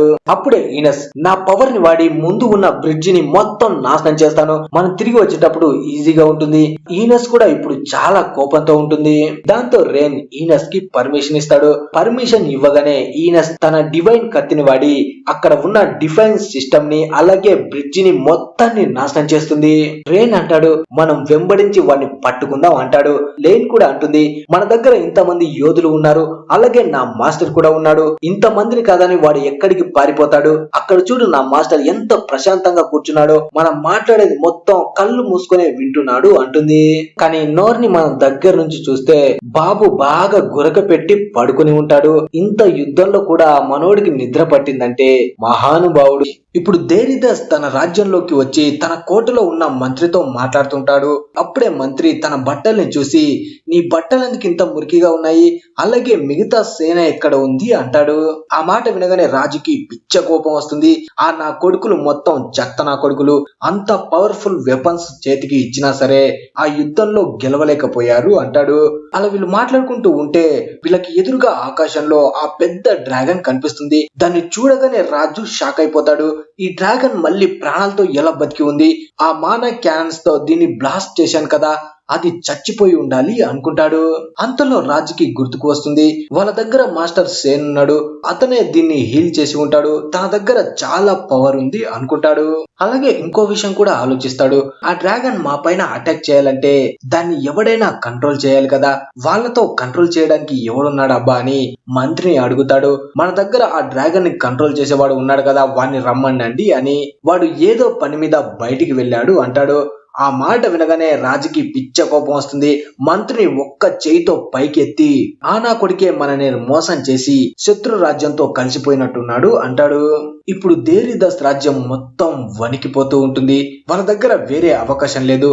అందుకే మంత్రికి చెప్తాడు మనం దాచిపెట్టిన క్యారనస్ ని బయటికి తీయండి అని. ఆ మాట విని అక్కడ ఉన్న అందరూ షాక్ అవుతారు. ఈ క్యారనస్ అనేది ఇంకా రెడీ అవ్వలేదు. ఒకవేళ దాన్ని ఈ రాజ్యంలో ప్రయోగించామంటే రాజ్యానికే పెద్ద ప్రమాదం ఏర్పడుతుంది అంటారు.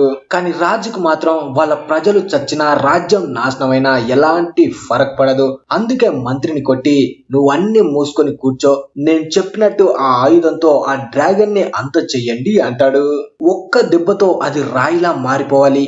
మీరు దాన్ని గురి పెట్టకపోతే మానా ట్రేసింగ్ ని ఆన్ చేసి దాని ద్వారా షూట్ చేయండి. అప్పుడు ఆ డ్రాగన్ ఎటు వెళ్ళినా సరే మీ గురి తప్పకుండా అదే బ్లాస్ట్ అవుతుంది అంటాడు. అలా రాజు చెప్పింది విని ఆ వెపన్ ని వాడతారు. దాని నుంచి రెడ్ కలర్ లో పవర్ఫుల్ బీమ్ బయటకు వచ్చి డ్రాగన్ పై అటాక్ చేయడానికి వెళ్తుంది. కానీ దాన్ని కూడా నోర్ ప్యారీ చేస్తాడు. దాంతో భీమ్ పెద్దగా బ్లాస్ట్ అయ్యి దేరిదాస్ రాజ్యం మీదే పడబోతూ ఉంటాయి. అది చూసి అందరూ షాక్ అవుతారు. అప్పుడే రాజు అసలు ఇది ఎందుకు అవుతుంది అంటాడు. దానికి మంత్రి ఆ భీమ్ కి మానా ట్రేస్ చేసినందుకు అది మొత్తం మన రాజ్యం మీదే పడబోతుంది అంటాడు. ఆ మాట వినగానే రాజు నా కొడుకు మానా ట్రేసింగ్ చేయమని చెప్పింది అంటాడు. అప్పుడు మంత్రి రాజు వైపు చూస్తాడు. ఎందుకంటే ఇంతకు ముందు రాజే చెప్పాడు కాబట్టి. అలా కోపంగా ఉన్న మహారాజును చూసి మంత్రి ఇంకా అక్కడ ఉన్న అందరూ అక్కడ నుంచి వెళ్లిపోతారు. ఆ బ్లాస్ట్ అయిన భీమ్ డైరెక్ట్ గా దేరిదాస్ రాజ్యంలో ఉన్న మానా ప్లేస్ లపై పడి పెద్దగా బ్లాస్ట్ అవుతాయి. అది చూసి మహారాజు కళ్ళల్లో నీళ్లు తిరుగుతాయి. ఈ రాజ్యం పవర్ఫుల్ గా ఉండాలంటే మానానే కావాలి, వాటి సహాయంతోనే పవర్ఫుల్ వెపన్స్ తయారు చేయగలడు. ఇక్కడ డ్రాగన్ పై ఉన్న క్యారెక్స్ నేను దేరిదాస్ ని కనిపెట్టలేకపోతున్నాను అంటాడు. దానికి రేణు వాడు మానా మెటల్ తో తయారైన మహల్లోనే దాక్కుని ఉండొచ్చు అంటాడు. అప్పుడే లీ నోర్ ని పిలుస్తుంది. నోర్ ఇంకా పడుకొని ఉంటాడు. కానీ అంతలో వాళ్ళ వైపు ఆ భీమ్ రావడం చూసి తను మెలకువలోకి వచ్చి దాన్ని ప్యారీ చేస్తాడు. ఆ భీమ్ ని ప్యారీ చేస్తున్నప్పుడే నోర్ కూడా డ్రాగన్ పై నుంచి కిందకి పడిపోతాడు. ఇక్కడ లోపల దేరిదాస్ దగ్గర ఉన్న తన సేనాధిపతి దేరిదాస్ నే చంపేయాలి అనుకుంటాడు. ఎందుకంటే వాడికి ప్రజలన్నా రాజ్యం అన్నా అస్సలు ప్రేమ లేదు, వాళ్ళ చావుకి వాళ్ళని వదిలేస్తున్నాడు అని. అలా దేరిదాస్ ని చంపడానికి వెళ్తున్నప్పుడే సడన్ గా మహారాజు కుర్చీ మీద వచ్చి నోర్ పడిపోతాడు. నోర్ ని చూడగానే సేనాధిపతి వీడెక్కడి నుంచి వచ్చాడు, వీడు ఖచ్చితంగా దేరిదస్ కి కొత్త బాడీ గార్డ్ ఏమో అనుకుంటాడు. అలా వెంటనే నోర్ పై కూడా అటాక్ చేస్తుంటాడు. కానీ నోర్ వాళ్ళ అటాక్ ని ప్యారీ చేసి మహారాజు తల పట్టుకొని నువ్వు ఎక్కడైనా దాక్కోరా ముసలోడా, నీకు తగిలితే చస్తావు అంటాడు. ఇప్పుడు ఒకేసారి 10 మంది నోర్ పై అటాక్ చేయడానికి వస్తారు. నోర్ అందరినీ ప్యారీ చేస్తాడు. అప్పుడే సేనాధిపతి వాడు మొత్తం రాజ్యాన్ని నాశనం చేస్తున్నాడు, మనం వాడిని నాశనం చేయాలి అని ఒక బాంబుని తన పైకి విసురుతాడు. అప్పుడు నోర్ దేరిదస్ ని పట్టుకుని పైన గోడకేసి కొడతాడు. అలాగే అక్కడ ఉన్న వాళ్ళతో అంటాడు, ఈ ముసల్నా కొడుకుని చంపడానికి మీరెందుకు అంత ట్రై చేస్తున్నారు, వీడి లైఫ్ లో ఇంకా 2-3 రోజులు మాత్రమే ప్రాణాలతో ఉండొచ్చు, వాడిని చంపడానికి 10 మంది వెంట పడుతున్నారేంటి అంటాడు. అయినా సరే సేనాధిపతి వినకుండా ఇంకో బాంబుని దేరిదస్ వైపు విసురుతాడు. అప్పుడు నోర్ దేరిదస్ కాళ్ళు పట్టుకొని మళ్ళీ లాగి కిందకేసి కొడతాడు. అంటే వాళ్ళు చంపుతున్నారో లేదో తెలియదు కానీ నోర్ మాత్రం కాపాడుతూ టార్చర్ చేస్తుంటాడు. అప్పుడే సేనాధిపతి మేం చంపడమేమో కానీ వాడు నీ చేతుల్లోనే చచ్చేలా ఉన్నాడు అంటాడు. ఇలా చంపుకోవడం మానేసి కూర్చొని మాట్లాడుకుంటే సమస్యలు తగ్గిపోతాయి కదా అంటాడు. కానీ సేనాధిపతి ఇప్పుడు సమస్య తగ్గదు, శత్రు రాజ్యం మా రాజ్యంలోకి వచ్చేసింది, ఇప్పుడు ఈ మహారాజు తల నరికి వాళ్ళకి చూపిస్తేనే మేము శాంతిని కోరుకుంటున్నామని వాళ్ళు యుద్ధాన్ని ఆపుతారు అంటాడు. కానీ అప్పుడే రెయిన్ ఇంకా మిగతా వాళ్ళు అక్కడికి వస్తారు. వీళ్ళు మాట్లాడేది కూడా మొత్తం రెయిన్ విని ఉంటాడు. అప్పుడే రెయిన్ నోర్ దగ్గరికి వచ్చి నువ్వు చేసిన సహాయానికి చాలా కృతజ్ఞతలు, మీరు ఇక్కడ నుంచి వెళ్ళిపోతే ఇక నుంచి నేను చూసుకుంటాను అంటాడు. అప్పుడే లేన్ వచ్చి నోర్ ని హీల్ చేయడం కోసం తీసుకువెళ్తుంది. రెయిన్ చూడగానే దేరిదస్ చాలా భయపడుతూ నన్ను ప్రాణాలతో వదిలే అంటాడు. అప్పుడు రెయిన్ సరే నిన్ను ప్రాణాలతో వదిలేస్తాను, మా రాజ్యంలో 40 మంది మంటల్లో కాలి బూడిదయ్యారు, 100 మంది నీ వాళ్ళు తలను నరికి చంపారు, అలాగే 80 మంది ఆ కోట గోడల కింద పడి చనిపోయారు, ఇంకా చాలా మంది మీరు పంపిన మాన్స్టర్ చేతిలో చనిపోయారు, నా ప్రజల బాధ కూడా నీకు తెలియాలి కదా, నిన్ను చంపను, నీ కాలు చెయ్యి నరికేస్తాను, నీ ప్రాణం పోతుందన్నప్పుడల్లా సేన్ వచ్చి నిన్ను హీల్ చేస్తాడు, నీ ప్రాణం పోనివ్వను, నీకు నిమిషానికి వాళ్ళ బాధ తెలియాలి అంటాడు. ఆ మాటలు వినగానే దేరిదస్ చాలా భయపడతాడు. నన్ను ప్రాణాలతో వదిలేయండి అంటాడు. కానీ రెయిన్ మాత్రం వాళ్ళ బాధ నీకు ఎప్పుడైతే అర్థమవుతుందో అప్పుడు నేను నిన్ను క్షమిస్తాను అంటాడు. ఇక్కడ లేన్ నోర్ ని తీసుకువచ్చి హీల్ చేస్తుంది. అప్పుడే నోర్ ఆ రాజ్యాన్ని చూస్తే తను ఇంతకు ముందు భీమ్ ని ప్యారీ చేశాడు కదా, ఆ భీమ్ బ్లాస్ట్ అయ్యి అదే రాజ్యం మీద పడి ఉంటాయి. అది చూసి నోర్ చాలా ఫీల్ అవుతాడు. ఈ బీమ్స్ కింద ఎంత మంది పడి చనిపోయారో అనుకుంటాడు. కానీ లేన్ మాత్రం నువ్వేం బాధపడకు, అవి కేవలం మానా ఎక్కడి నుంచి వస్తుందో ఆ ప్లేస్ లో వెళ్లి పడిపోయాయి, ఆ మానా తయారయ్యే ప్లేస్ లో ఒక్క మనిషి కూడా ఉండడు, అందుకే మనుషులు ఎవ్వరు చనిపోయి ఉండరు అంటుంది. అంతలో రెయిన్ వచ్చి ఇక యుద్ధం ముగిసింది, 2 రాజ్యాలు శాంతిని కోరుకున్నాయి, ఇక మనం తిరిగి వెళ్ళిపోదాం అంటాడు. నోర్కి ఏమీ అర్థం కాదు, ఇంకా యుద్ధమే స్టార్ట్ అవ్వలేదు అప్పుడే ముగిసిపోయిందా అనుకుంటాడు. అలాగే ఆ ముసల్ రాజు ఎక్కడికి వెళ్ళాడు అంటాడు. దానికి రెయిన్ ఇప్పుడు తను రాజుగా లేడు, తన మనవడు రాజు కాబోతున్నాడు, తనకి ఇప్పుడు 10 ఏళ్లే కాకపోతే తనే రాజు కాబోతున్నాడు. అంతలో సర్క్యూట్ ఆఫ్ 10 సేనాధిపతి అక్కడికి వచ్చి నోర్కి క్షమాపణ చెప్తాడు, తన మీద అటాక్ చేసినందుకు, అలాగే థ్యాంక్స్ కూడా చెప్తాడు.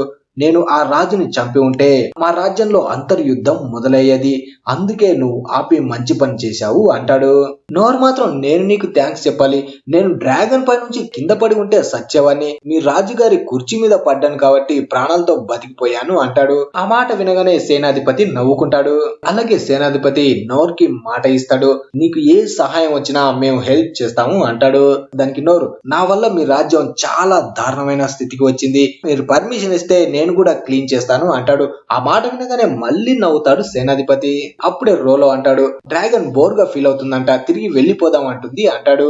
వెంటనే వీళ్ళందరూ డ్రాగన్ పై కూర్చొని అక్కడి నుంచి బయలుదేరతారు. ఆ సేనాధిపతి మళ్ళీ నోర్తో అంటాడు, మనం తప్పకుండా మళ్ళీ కలుస్తాం అని. అలా డ్రాగన్ పై వీళ్ళు వెళ్తూ ఉంటే నోర్కి మాత్రం చాలా భయంగా ఉంటుంది, అందుకే రోలోతో అంటాడు, ఆ డ్రాగన్ ని కొంచెం కింది నుంచి వెళ్ళమని చెప్పు అని. కొంతసేపటి తర్వాత రాజ్యంలోకి వస్తారు. వీళ్ళు రాజ్యంలోకి రాగానే వాళ్ళ ముందు మహారాజు ఉంటాడు. మహారాజు యుద్ధం గెలిచినందుకు చాలా సంతోషంగా నోర్ని ఏం కావాలో కోరుకోమంటాడు. కానీ నోర్ మాత్రం నాకేం వద్దంటాడు. అయినా సరే నువ్వు ఏదైనా తీసుకోవాల్సిందే అనడంతో నోర్ రోలోని పట్టుకొని మీరు నాకు ఏదైనా హెల్ప్ చేయాలనుకుంటే అది మొత్తం ఈ కుర్రాడికి చేయండి అంటాడు. ఈ కుర్రాడు ఎక్కడ ఉండలేడు, ఉండడానికి ఏ ప్లేస్ లేదు, అందుకే ఈ రాజ్యంలోనే తనని ఉండనివ్వండి, నిజానికి నోర్ రోలోని తన దగ్గరే ఉంచుకోవాలి అనుకుంటాడు. కాకపోతే తన పరిస్థితి దారుణంగా ఉంది. ఇప్పుడు రోలోని తీసుకువెళ్లి బాగా చూసుకోలేను అనుకుంటాడు. అలాగే మహారాజుతో, మీరు ఒకసారి నాకు మాట ఇచ్చారు కదా ఉండడానికి ఇల్లుని ఇస్తానని, అది మొత్తం ఈ రోలోకి ఇవ్వండి అంటాడు. అప్పుడు మహారాజు, ఈ కుర్రాడు డీమన్ జాతికి చెందినవాడు. ఈ కుర్రాడు మన రాజ్యంలో ఉండాలంటే సపరేట్ కార్డు ఉండాలి. అలాగే ఈ కుర్రాడు మన రాజ్యంలో ఉన్నాడని మిగతా రాజ్యాలకి తెలిస్తే కూడా చాలా ప్రమాదమే. అయినా సరే నోర్ చెప్పాడు కాబట్టి మహారాజు రోలో ఉండడానికి ఒప్పుకుంటాడు. ఇంతకు ముందు వరకు రోలో తనని పెట్టిన టార్చర్ ని భరించలేక చనిపోవాలి అనుకున్నాడు. వచ్చే జన్మలోనే మంచి జీవితం దొరుకుతుంది, తినడానికి తిండి, ఉండడానికి ఇల్లు దొరుకుతుంది అనుకున్నాడు. కాకపోతే తను అనుకున్నవి మొత్తం ఈ జన్మలోనే నిజమవుతాయి. ఇప్పుడు నోర్ చేసిన యుద్ధం వల్లే రాజ్యం యుద్ధాన్ని గెలుస్తుంది. అలాగే యుద్ధంలో రాజ్యం డ్యామేజ్ అయింది కాబట్టి అది మొత్తం మళ్ళీ నిర్మిస్తుంటారు. అలాగే ఎవరెవరికైతే ఇల్లు పోయాయో వాళ్ళందరూ ఉండడానికి ఒక ప్లేస్ ను కూడా రెడీ చేస్తారు. అప్పుడే నోర్ గిల్డ్ మాస్టర్ ఆఫీస్ ని చూస్తాడు. అది నాశనం అవ్వకుండా అలాగే ఉంటుంది. దాన్ని చూడగానే నోర్ సంతోషపడతాడు. అలాగే తన చిన్నతనంలో ఎలా అయితే గిల్డ్ మాస్టర్ లో తను ట్రైనింగ్ తీసుకోవడానికి వచ్చాడో అది మొత్తం గుర్తు చేసుకుంటాడు. కానీ ఏ స్కూల్ కు వెళ్ళినా తను ఏది నేర్చుకోలేదు. ఇలా అందరు టీచర్స్ ని మళ్ళీ చూడగానే నోర్ చాలా హ్యాపీగా ఫీల్ అవుతాడు. 15 సంవత్సరాలైంది వాళ్ళందరినీ చూసి. ఇప్పుడు తనకి ఎమోషనల్ మూమెంట్. అలా తను చిన్నతనాన్ని గుర్తు చేసుకుంటూ మొదటిసారిగా తను సింగ్ మాస్టర్ దగ్గరికి శిక్షణ తీసుకోవడానికి వెళ్తాడు. సింగ్ మాస్టర్ దగ్గర శిక్షణ చాలా కఠినంగా ఉంటుంది. అందుకే మాస్టర్ అనుకుంటాడు నోర్ ఎక్కువ రోజులు ఉండడు, 2-3 రోజులు ట్రైనింగ్ తీసుకొని పారిపోతాడు అని.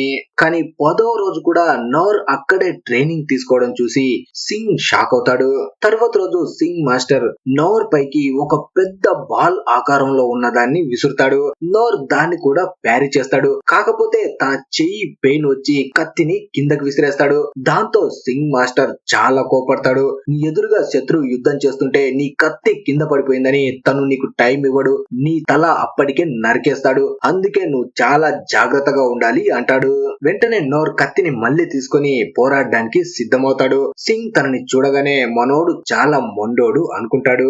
తర్వాత నోర్ మాస్టర్ దగ్గరికి వెళ్లి, నేను ఇప్పటి వరకు ఏ టెక్నిక్ ఎందుకు నేర్చుకోలేదు, నువ్వైనా నాకు ఒక టెక్నిక్ నేర్పిస్తావా అంటాడు.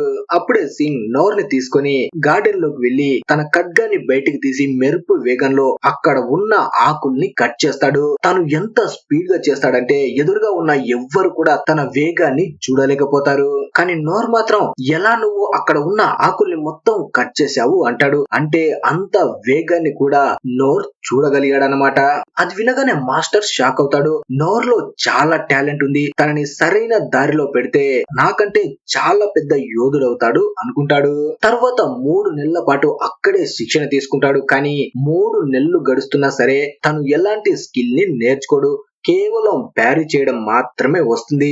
అప్పుడే సింగ్ మాస్టర్ ఆలోచిస్తాడు, ప్యారీ చేయడం తెలిస్తే ఏ యుద్ధాన్ని నువ్వు గెలవలేవు, ఇక్కడ ఉండి నీ టైం వేస్ట్ చేసుకోకు, వేరే స్కూల్ కు వెళ్లి నేర్చుకో అంటాడు.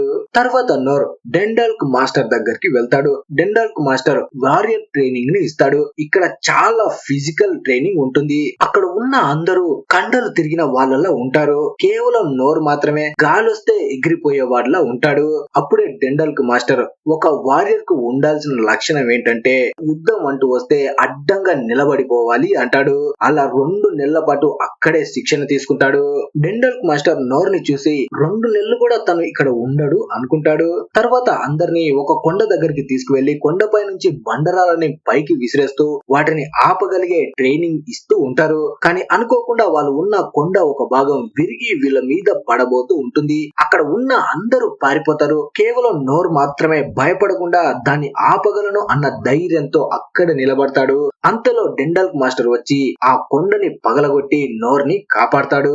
అప్పుడే డెండాల్క్ అనుకుంటాడు, చూడ్డానికి మనోడు ఎలకలా ఉన్నాడు కానీ లోపల ధైర్యం మాత్రం గట్టిగానే ఉంది, ఇతనికి ట్రైనింగ్ ఇస్తే ఇంకా చాలా పెద్ద గొప్పోడవుతాడు అనుకుంటాడు. కానీ 3 నెలలైనా అక్కడ కూడా ఏమి నేర్చుకోడు. దాంతో డెండాల్క్ మాస్టర్, నువ్వు ఇక నుంచి వేరే స్కూల్ కు వెళ్ళు, అక్కడ ఏదైనా నేర్పిస్తారేమో అంటాడు. తర్వాత నోర్ మియానిక్ మాస్టర్ దగ్గరికి వెళ్తాడు. తను బాణాన్ని వేయడం నేర్పిస్తుంది. అప్పుడు అప్పుడే మియాని ఒక రాయిని నోర్కి ఇచ్చి ఎదురుగా ఉన్న కర్రని కొట్టమని అంటుంది. నోర్ని చూడగానే తను ఇది చేయలేడు, ఇటు నుంచి ఇటే పంపించేద్దాం అనుకుంటుంది. కానీ నోర్ గురి చూసి ఆ కర్రని కొడతాడు. దాంతో మియాని షాక్ అవుతుంది. ఏదో ఒక్కసారి గుడ్డెట్లో తగిలింది అనుకుని మళ్ళీ ఇంకో రాయిని ఇస్తే ఒక్కసారి కాదు ఎన్ని సార్లైనా సరే అలాగే గురి చూసి కొడుతూ ఉంటాడు. తర్వాత ట్రైనింగ్ స్టార్ట్ అవుతుంది. ట్రైనింగ్ లో కూడా రాళ్లనే విసురుతుంటాడు. అప్పుడే నోర్ మియానీతో నాకు ఒక బో ఇస్తే నేను కూడా ప్రాక్టీస్ చేస్తాను అంటాడు. అప్పుడు మియాని తనకు ఒక బో ఇస్తుంది. కానీ దాని చేతిలోకి తీసుకోగానే మనోడు విరగొట్టేస్తాడు. ఒక్కొక్కటిగా తను ఎన్ని ధనుషులు ఇస్తే వాటన్నిటిని విరగొడతాడు. ఈ కర్రలు మనోడి దెబ్బకి తట్టుకోవట్లేదని మియాని తన ధనుషిని ఇస్తుంది. అది చాలా పవర్ఫుల్. కానీ మనోడి దెబ్బకి అది కూడా విరిగిపోతుంది. అప్పుడు మియాని ఇక నువ్వు రాళ్లతోటే గురి చూసి కొట్టడం నేర్చుకోవాలి అంటుంది. తర్వాత మియాని నోర్ దగ్గరకు వచ్చి నువ్వు ఇలా రాయిని గురి చూసి కొట్టడం ఎక్కడ నేర్చుకున్నావు, ఎవరు నేర్పించారు అంటుంది.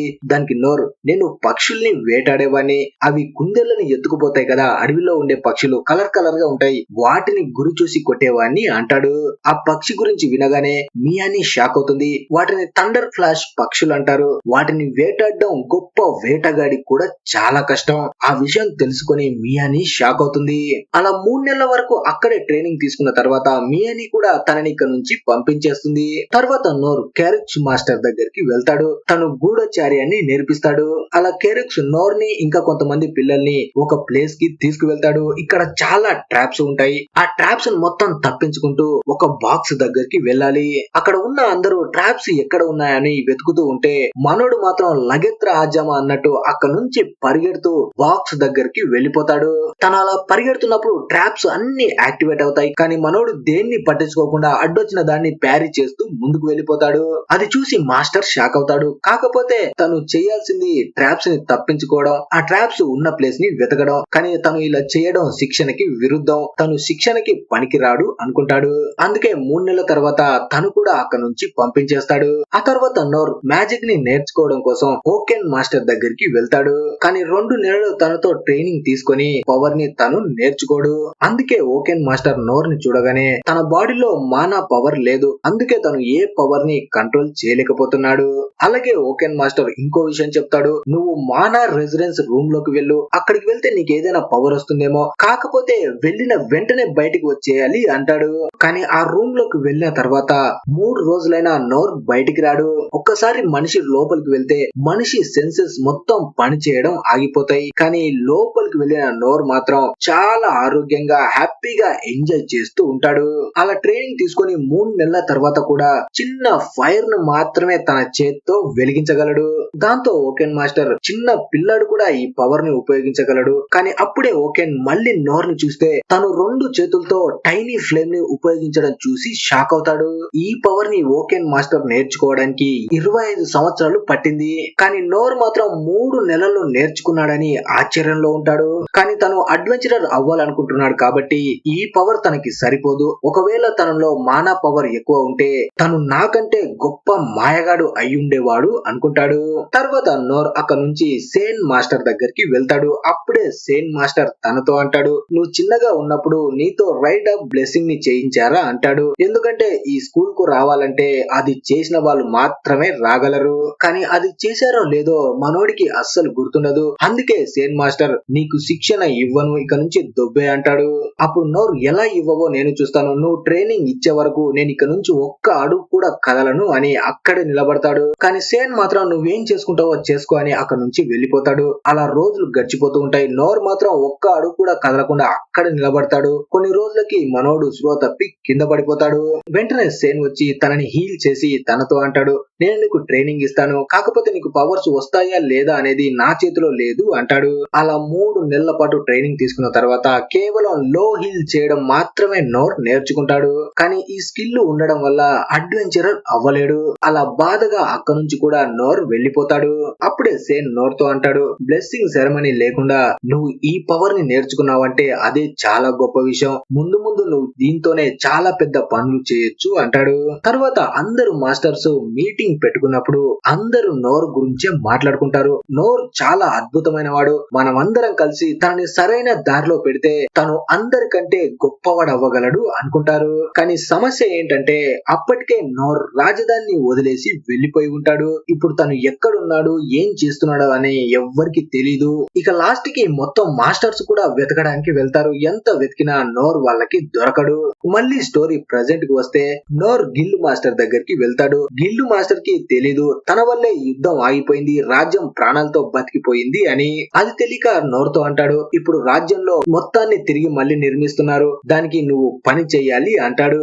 ఆ మాట వినగానే నోర్ వెంటనే ఒప్పుకొని పని చేయడానికి వెళ్ళిపోతాడు. తను పని చేయడానికి వెళ్ళిన దగ్గర తనతో పాటు పని చేసే వ్యక్తి నోర్ ని చూడగానే హ్యాపీగా ఫీల్ అవుతాడు. ఎందుకంటే నోర్ పని చేస్తుంటే మనోడు కొంచెం రిలాక్స్ అవ్వచ్చు అని.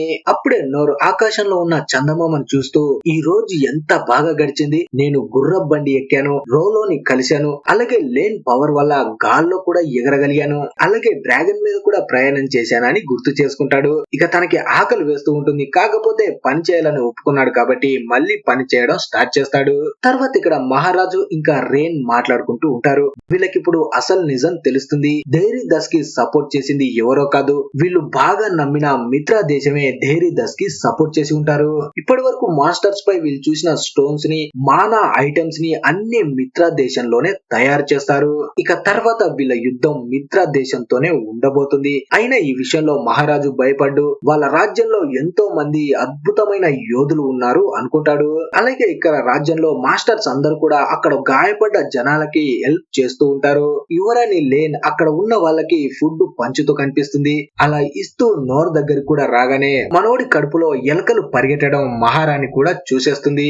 అలా యువరాణి తినడానికి ఇవ్వగానే మనోడు కడుపు నిండా తింటూ, ఏదో ఒక రోజు నేను కూడా పెద్ద యోధుని అవ్వగలను, మా నాన్న చిన్నప్పుడు ఎలా అయితే కథల్లో చెప్పాడో అలాంటి పెద్ద వీరుణ్ణి అవుతాను అనుకుంటాడు. ఇక అప్పటి వరకు కలలు కంటూ కూర్చుంటే పనులవ్వని పని చేయడం మొదలు పెడతాడు. అలా సీజన్ 1 కంప్లీట్ అవుతుంది. మీకు ఎలా అనిపించింది అనేది కింద కామెంట్ చేసి చెప్పండి. అలాగే వీడియో నచ్చితే లైక్ చేయండి, ఛానల్ కి హైప్ ఇవ్వండి. Thanks for watching.